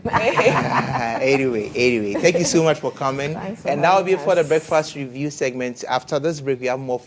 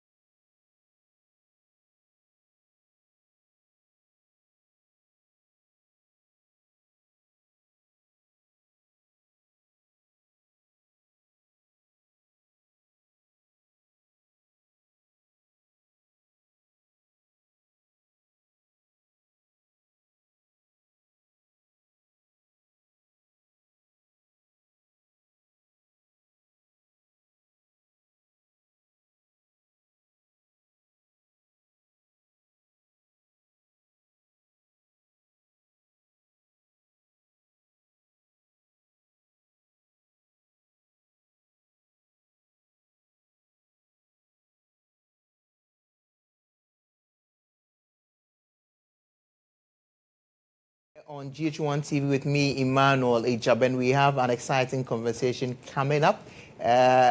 We are going to talk about an initiative which has been championed by the Old Vandals Association, the Greater Accra branch. I'm being joined in studio by the president of the Greater Accra branch of the Old Vandals Association, Andy Akwitia. Is it Akwitia, right? Akwitia, yes. I got Akwitia right. You got Akwitia yes, right, yes. yeah. And you have this beautiful project, GHOne initiative. Yes. I want to say, serve your neighbor, love your neighbor. Is it in line with the spirit of Christmas? Yes, but the GHOne initiative is also in line with our values. You know, the word vandal, it's not actually a word as vandal, but it's an acronym, which means... I actually didn't know that. Yes, it's an acronym, which means vivacious, affable, neighborly, dedicated, altruistic, and loyal. So the neighborly that we have there, that is what we are doing. That's the GHOne concept. Okay. So the GHOne concept is, generally we know that during the festive seasons, there's so much traffic, people are stranded, they don't get cars to go home early, and all the activities that they have to do in the house delays. So we were like, okay, the Old Vandals, we have our own bus. We have a very big bus. That's like a 50-seater bus. So why don't we just get fuel into the bus and then convey people from one point to the other to ease their getting themselves to the various destinations that they are going. So that is all about the GHOne initiative. And this bus applying specific routes? Yes. So for now, we just have a bus. So we are doing from 37 to Medina. So we start from 37, we move to Medina, and then we get the people from Medina and bring them back to 37. So that is what we did when we started this yesterday. But people show a Vandal card, or it's no, it's for the general public. To be frank, Vandals are people that care about the society a lot. And this is one of the things that we think we can give back to society, because society has made us who we are. So we are just giving back to society this festive season. We know the government is doing its bit, but we think that in a very small way, we can do it. And this could be a way of getting other people who have the means to also support. Don't forget, we have always been the pace setters. So we are starting it. We are very sure that in the next year or two, you see all other businesses who have buses or access to buses, institutions that have buses, we'll bring them out to support so that we can ease the pressure on the very few buses, and then also be able to regulate the prices. Because I've lived in Kumasi for some time. I've lived in Accra for some time. I'll use Kumasi as a typical example. You see that you bought a car from Ejeso going to Ketia or maybe to a Doom or something, and the driver will tell you that, oh no, I want to go to I'm loading to Tech. Then he will continue from Tech to maybe Awanga Junction. Then from Awanga Junction he will say, I'm going to Labour, before finally he goes to Edum. And they are charging. So if there are buses available or there are cars available that can do same for us, why not? Why don't you bring the cars out? So for Accra, for instance, maybe somebody is coming from Kaswa to Accra, Central Accra. The guy will say that, oh, I'm loading to Malam. Yes. Then from Malam, I'll say that I'm going to Odoko. Then Odoko to Dakuma Junction. Then those things. So if we can get all these things, we'll get people to work. There was an exciting thing that happened yesterday. We got to Medina. There was a long queue going to Kaswa. So we're like, okay, if that is the issue, why don't we just load the people from Kaswa and from Medina to at least La Paz or even Malam Junction, so that they can continue from there. But when we got there, there were some people that I don't know if they are bookmen or whatever. They said no, they will not agree for us to get the people, because that is their job, the place. So it was one of the things the challenges that we had as a group. But I think that it's because it is an initiative that a lot of people don't know. But if we know about it, they will give us the chance to also operate. It will be a nice way of they also giving back to society, because the whole year round they have been collecting this poor money. If for one day a bus is taking them to another location, you should be able to agree for this thing. What are you expecting to achieve ultimately after running this program? one would say you're doing it 23rd, 24th. It's absolutely free. What are you looking to achieve? What are you looking to extend it beyond in the coming years? What exactly is the Yes, automatically we are going to do it in the coming years. We are hoping that in the coming years we'll get a lot more buses. We are actually going to start working now to be able to get a lot more buses, even if they are not buses that we've bought for ourselves, and they are buses that we can rent, or we can come into collaboration with some corporate institutions and then get a lot more buses, so that we can say that, okay, one is plying the Medina Road, another is plying the Kaswa Road, or wherever it is where there's so much traffic, we can do it. But ultimately, our objective is to give back to society, and that is all we are doing. And everybody knows that is what we Vandals do. So we are just giving back to society, just the way we always do it. It's a beautiful initiative you are on, but I know it will come at a huge cost. You need a number of resources. For those who are watching and want to join in and support you, want to partner, is there an opportunity like that? And if there is, how do they come on board? So for now, as an association, we are doing it. The Greater Accra region is spearheading it, but it's in collaboration with the National Association. We decided to bring resources together as an association. We believe in stats so that people will come and join you. So this particular year, we are doing it on our own. We are financing it, the fuel, the bus, everything, the maintenance and everything. And we're even looking at today refreshing everybody who gets onto the bus. Oh. Yeah, so today we are going to refresh everybody who gets onto the bus from 37 to Medina and back. We at least we go around 3-4 times before the close of the day when the people are finished there. So today everybody that comes on board, we are going to refresh them. But moving forward, we are sure our arms will be open to corporate bodies, individuals who would want to come and partner us to achieve this in the coming years. Yeah. Final words before we let you go, Andy. Yes, so final words. There is a perception that people have about Vandals. But you need to come close to us to understand who we really are. We are not that Vandals as the word Vandals. Like I've said from the onset, it is an acronym, which means vivacious, affable, neighborly. And neighborliness is what we are doing now. Dedicated, altruistic, and loyal. So come close to us and understand what we do as Vandals. Don't just listen to what people say and then just conclude that as for those boys, we are some of the very best gentlemen. You can ask your ladies in the you understand? We are the best gentlemen that you can always think about. So please, just enjoy our ride today from 37 to Medina back to 37, and then have our refreshments that we are going to give you on the bus. I wish I could join the bus, but you can. It's not your route. Stretch. If I decide to go that route, it means that I have to go enjoy the refreshment and have to come all the way back. But beautiful initiative there. We've been engaging Andy Akwetia, who is the president of the Greater Accra Regional Branch of the Old Vandals Association. You want to make some final comments? We have one of our very big men who also supported us in this project, celebrating his birthday today. His name is Lawyer Gladstone Abulozo Mensah. So he is celebrating his 79 today. He's celebrating his birthday today. So all Vandals, especially the Greater Accra region, wishes him a very blessed birthday. And we pray that he lives to be 100. So that we can celebrate a century for him. Amen. And we are grateful that you could join us in studio. Thank you. You can stay after this short break. We have more for you on the show. Don't go anywhere. Charlie. For helping us, because I need to get back from Atomic Junction more than 2 hours. I will able to get a car. What I can say to the Old Vandals Association, we thank them for bringing this initiative. We appreciate it so much because during this time it's hard to get a transport to your destination. So I'm very grateful. I think it's a very good initiative. So it's a long way to continue.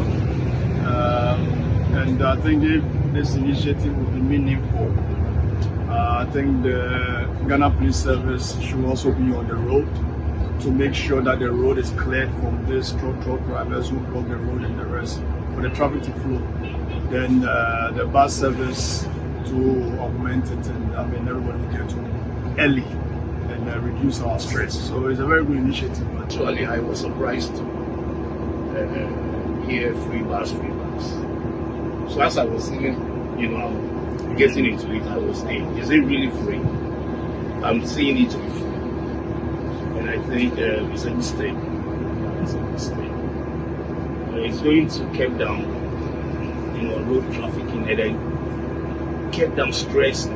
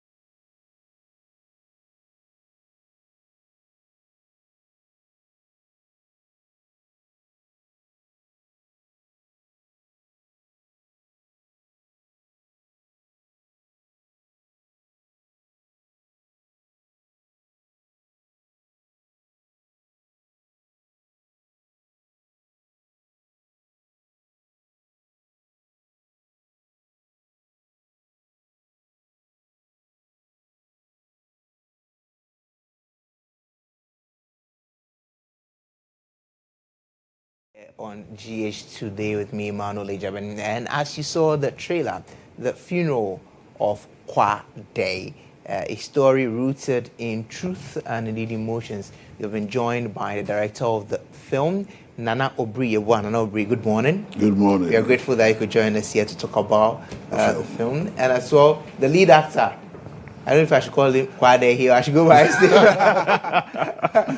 Brian Angels, good morning. Good morning. I hope all is well. All is well. Thanks for having us. We are grateful that you could join us in studio. I mean, we are in the season of Christmas. People are going out there to do their dirty December and all of that. We've seen the funeral of Kwa Day. I mean, just the title. Someone is wondering why the funeral of Kwa Day. Just help us understand the background to it. Okay, I think we thought this is actually a good thing for Christmas because the whole thing about Christmas is about Christ being born, and Jesus Christ, our Lord, symbolizes love. And one of the quotes that I want to quote is about we being each other's keeper. Okay, so when you watch the film, you understand that we are advocating that people should actually love people when they are still alive. You don't show people love when they are dead.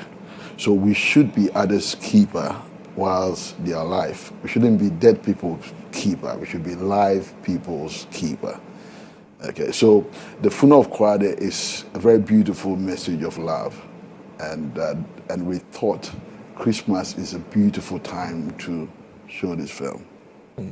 You directed, and so you got to put it all out there, put the story out there for people to actually bring out their best through acting to fully represent what you're saying. And one of those who did that is Kwa Day himself, seated here, Brian Angels. I mean, you had to live. Is it the script? Yeah, you had to live the script. How was it like for you living the script? Of course, under his direction. Well, before I talk about it, I want to say You see, the funeral of Kwade is not about death. It's about what death reveals about human beings. You know, how we love, how we, like he said, you know, so it's not about death at all. Now, it was, I mean, working with Nana Obriabo has been a dream come true, you know, because I saw his Curse once, and I've been dying to work with him. So this was a huge opportunity, and we talked a lot about the script. I mean, in fact, even during the finalizing of the script, he's been talking to me. We've been grilling the character, how he wants it to be, and all that. So it's been a lot of collaboration between us. It's been fun, and this is why we brought out this beautiful masterpiece. And I'm told it's gotten a lot of international acclaim. It's been recognized, right? Yeah, of course. Yes, and finally you are bringing it home for us to see. Of course. Like you didn't give it to us at home first before it went. Or that's not the narrative. No, I think we did a private screening here in I think Easter. Yes. Yeah, Easter we did a private screening, and we at somewhere in Accra, and a lot of the stakeholders came to watch it. Then after that we said, okay, let's do some festival rounds and see how the world actually perceive the film. And I think it was really good. It was actually accepted, and we've won so many awards, which is really good, great. And we just said to ourselves that it's time for us to bring the film home. And there's no better time than Christmas to project this message of love. Now, you're bringing it home at a time people are complaining of a dying cinema, and people are going to YouTube and all of that. Do you share in those concerns some of these people have raised so far about the industry and all of that? I think we don't have a dying industry. Just that we need good products, and the more we can get good products, the more we can install confidence back into the industry. Because cinema is a culture, and it would be very painful for someone to sit down for 2 hours to watch something that I've paid for something. I sit down 2 hours, I can't change the channel. It's very unbearable that I've paid for pain. Yeah. Okay, and I think this is how our cinema started dying. But when we start introducing films that would thrill people, then we can start instilling the confidence, and people will start, patronizing this cinema again. And Brian, you wanted to add? Yeah, I wanted to add to that, to say it's almost like, restaurant. We have a lot of restaurants shooting up in places. So if people are not coming to eat your food, and you say restaurants are dead or people are no longer eating from home, that's crazy. If people love your food, they'll come to eat it. And also, there are some films that you must be seen in the cinema because of the sound and how the projection is. If you watch it on your mobile phones, on YouTube, you will not feel the best. So, The Funeral of Kwade is one of those films that you have to enjoy together in the cinema. Then later on, you can watch it alone at home on your YouTube. On your mobile phones. Well, speaking of people coming to the cinema to watch, I know the advertised date is 25th December. Tell us more about it. What's going to happen to tomorrow? How is it going to be like? Will I just walk into the cinema, watch? Will there be conversations? Who is coming? Just the juicy parts that people want to hear. Yeah, everybody's coming. I'm coming myself. Brian will be there. We have all the actors coming. Adoma will be there. And we are open for conversations. I like dialogues. I like people to watch the film, and we can have dialogue, about their experiences. So it's going to be fun tomorrow. We have red carpet. We have some banners that you can take photos, And you can take photos with Brian as well. The superstar that we have here. You can take photos with Brian. We have Don K. We have Fixin'. Kwabena Sam. We have all these kind of big actors coming over tomorrow. So we want people to just come in there, have fun. It's Christmas Day, and let's all share love. And what is the rate? It's 100 Ghana. 100 Ghana Cedis. Yeah. 100 Ghana Cedis. Come and watch, have an opportunity to meet Nanobri, Brian, and have fun. For someone wondering why they should come, Brian, give them something. Why they Christmas is about celebration, right? And this is also about reflection. So this is a period where we reflect. So the burial, I said the funeral. Finally, I got myself. So the funeral of Kwade offers this opportunity where, we offer space where people can reflect. You can think. For me, Christmas is about new birth. You get what I mean? We lose people all the time. I mean, this December, people have died. It doesn't mean that you don't celebrate Christmas anymore. But this is a time when you watch this film together with your family, you reflect, you spend this time together, and you plan for it impacts your life afterwards. Come and have fun.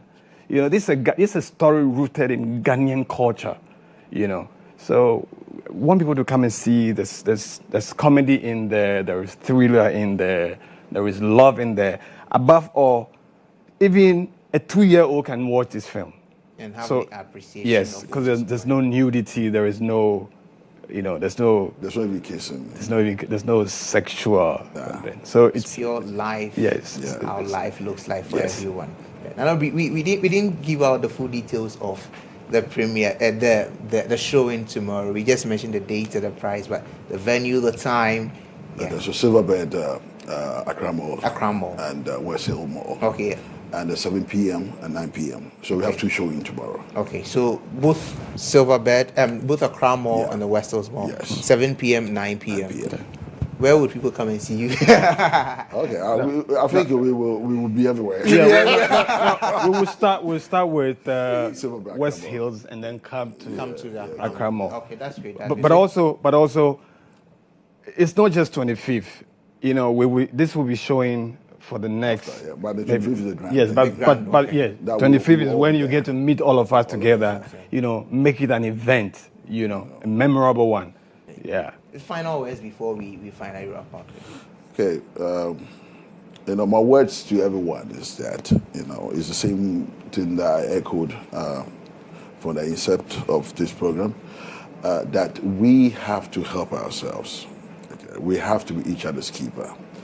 While celebrating Christmas, we have to remember those in need. Okay? When you see a brother in need, and God has placed you in a position to help, I call the brother, I call the sister to help. And we have to be each other's keeper. We don't wait for people to die before we collect donations. And dead people don't have any use of money, but living people, we do have use of money. So as Christ said, we should be each other's keeper. We should be each other's keeper, Brian. Yes, and the funeral of Kwade is not about a funeral. It's not about dead people. This is a happy film. Come and celebrate. Come and watch this film, and then learn. I mean, be reminded that, give your roses to the living. Spare your roses for the living, not for when somebody is gone. Then they cannot benefit from it. So this is one of the lessons that I feel people can take out of this thing. Brian Angels is the lead actor for the funeral of Kwade. He's Kwade himself, seated over here. And of course, this movie was under the directorship of Nana Obriye. We are grateful that you could join us in studio to have a discussion on this movie. Make sure you are at the Silverbed Cinemas, West Hills Mall, Accra Mall, 7 p.m. and 9 p.m. on the 25th of December. That is tomorrow. Be sure you are there. It goes for a cool 100 Ghana Cedis. Cool 100 Ghana Cedis. As they mentioned, tomorrow they'll be everywhere. So come meet. I have met them. I will still meet them. So you come and get the opportunity to meet them tomorrow. So don't wait till after Christmas before you go and watch it. Make sure you make your way to the cinemas tomorrow to enjoy the funeral of Kwade. Stay with us. We are back with more. Welcome to Nipa Hiamua Town. I'm Kwade, resident troublemaker and unofficial welcoming committee.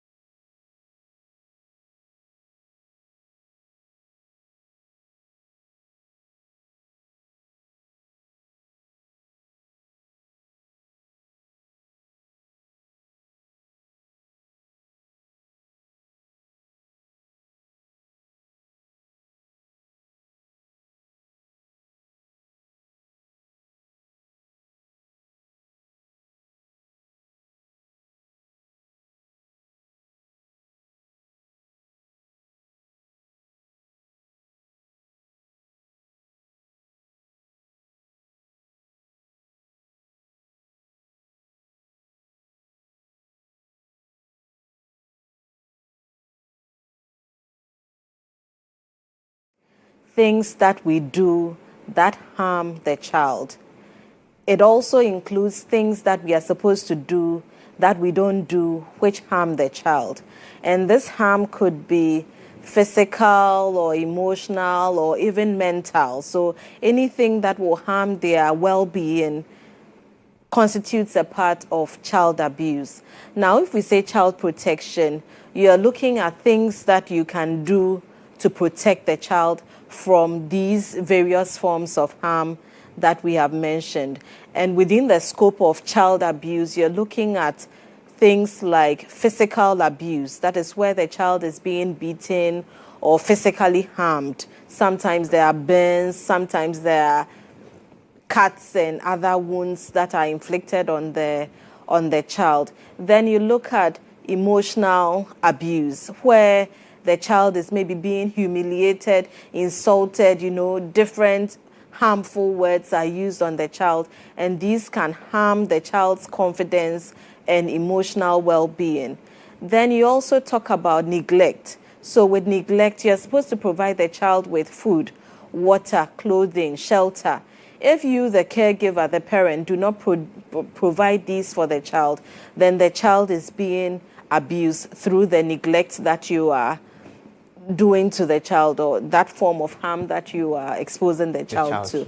Then there's also sexual abuse. So with the sexual abuse, either you are sexually abusing the child through maybe asking the child to watch pornographic material, act in a sexualized manner, do certain things, or you are sexually abusing, whether digital or like finger penetration or penile penetration or anal penetration, or asking them to do sexualized things. Sometimes they ask them to suck breasts, lick, and all that. So all these constitute parts of the abuse. Then now recently we have the online abuse too, and the cyberbullying and the sextortion, where people try to befriend children on social media and ask them to do things. So they can ask them to take their nude photos and send to them, nude videos, do things, masturbation and things, and send to them. Now, once they send this material to the other party on the other side, the person now begins to bully them or threaten them that they are going to send this material to their teachers or their parents or the general public if they do not maybe pay a certain amount or do certain things. So that also constitutes the sextortion and part also of the online bullying that is occurring. And now you see there are many children on social media. Sometimes people are insulting them, teasing them. You are too fat, you are too tiny, you are ugly, you are not beautiful, and all that. All those are part of the online abuse.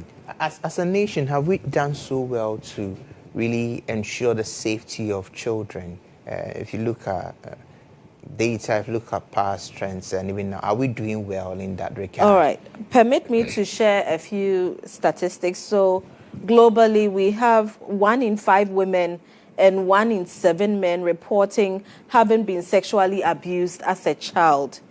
And up to 1 billion children aged 2 to 17 are estimated to have experienced some form of physical, sexual, or emotional violence in the past year, according to the World Health Organization. Then you have 2 in 3 children, about 1.6 billion, regularly face violent punishment at home.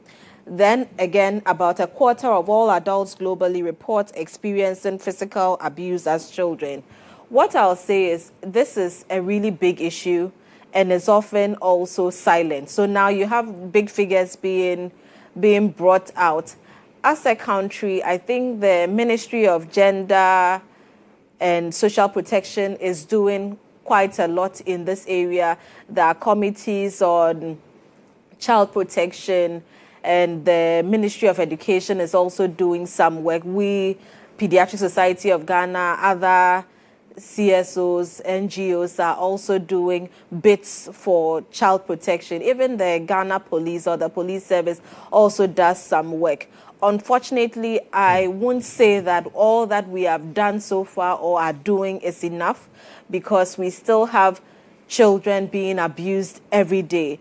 and at the Kolebu Teaching Hospital where I work with the Child Protection Unit also, within a month we see about 10. And these are children who are actually coming forward, and often because maybe there has been sexual abuse and the parents have become aware of it. For every one that we see, there are many other children who are within the communities, who are living in homes and are being abused and are not coming forward. So there's a big problem with stigma, there's a big problem with disclosure and awareness. So people are not coming forward as they should, and the children are not getting all the help that they need. If you look at the issue of shelters, in Ghana, we do not have enough shelters for these abused children. And there are times when you have seen a child who ideally would have benefited from being separated from the family, but then the social circumstances, the social support from the social welfare and all that, unfortunately, is not enough. So that support that you need for the child, you do not always get. So these are some areas that we need to do a lot of work in. There's also the issue of collecting money for writing the medical report forms, which is not illegal. It's actually legal for the healthcare professional to take that amount to aid in fuel when they have to go to court and all that, and it's very legal. However, that becomes a bottleneck for many people. So when they have come to report and they have to have the form filled for them to follow the processes through the police and the legal system, then it becomes a challenge. So that's also something that we are working on with our other partners, UNICEF and others, to see how we can go around this. But ultimately, the communities also have a big role to play. Parents have a big role to play in protecting their children.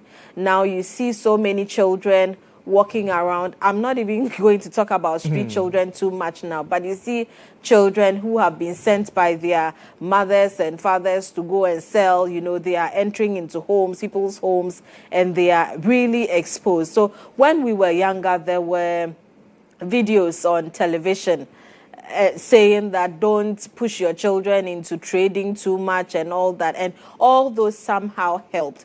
I think that we need to have more of such videos come back, and we are hoping that we will be able to work with our partners to get some of these on and also help to improve the advocacy. Then also training of healthcare professionals. Not every healthcare professional is able to do the examination appropriately and say that, yes, this child has been abused, maybe sexually abused. I've examined the vagina, I've examined the anus, and I can see based on A, B, or C that this child has been abused. So we do need to do more education. Then the judges, the police, and all will also require more training. I know that even in schools, some teachers have been trained and all, but more of this is required. And then ultimately pushing for perpetrators of violence against children to be brought to book.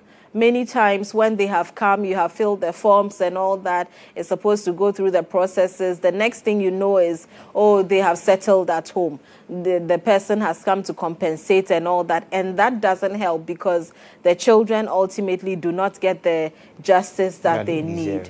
Yes, and if you have a child who is being abused, this child may be bubbly initially, suddenly the child becomes withdrawn. The child is not as bubbly as they used to be before. They may have been doing very well in school. Suddenly, their grades are dropping. They are not doing well. Maybe somebody who previously was able to stay dry through the night. Suddenly, this child has begun bedwetting and is wetting his or her bed. Or somebody who did not used to suck his thumb after a long time starts to suck their thumb. So some of these are telltale signs that parents can pick up on to know that their child is being abused. And indeed, it's really difficult because sometimes it's the father in the home who is abusing the child. It's the uncle around who is abusing, or a neighbor in that same compound house who is abusing the child, or maybe even the teacher in school. So these children are abused by the people who are trusted often and who parents will not even think about as being dangerous to the children. So we encourage that all parents are very alert and are aware. Within these festivities, we know that many people are attending parties, some are going for family events, some are doing sleepovers and all that. Even with their teachers, parents should not be too trusting of people.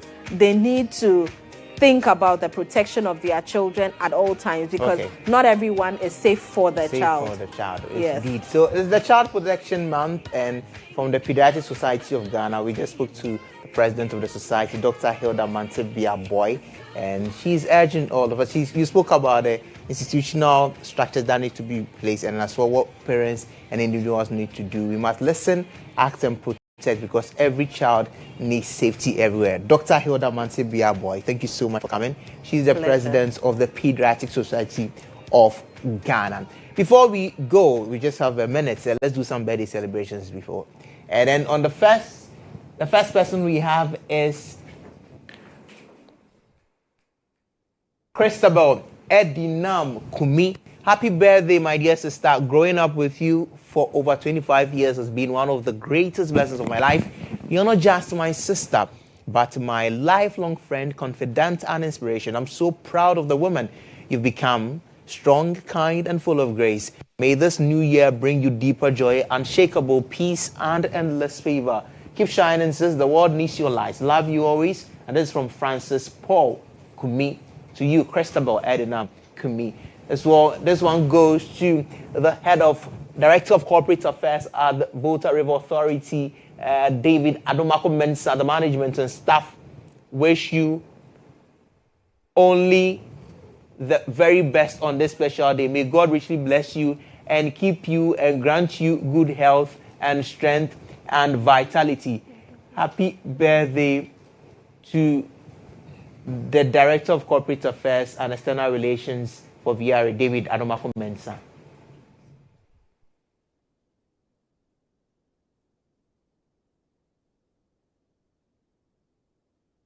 If you are celebrating your birthday today, we say happy birthday. Take care. My name is Emmanuel. Thank you for staying with us on the show. Have a wonderful day.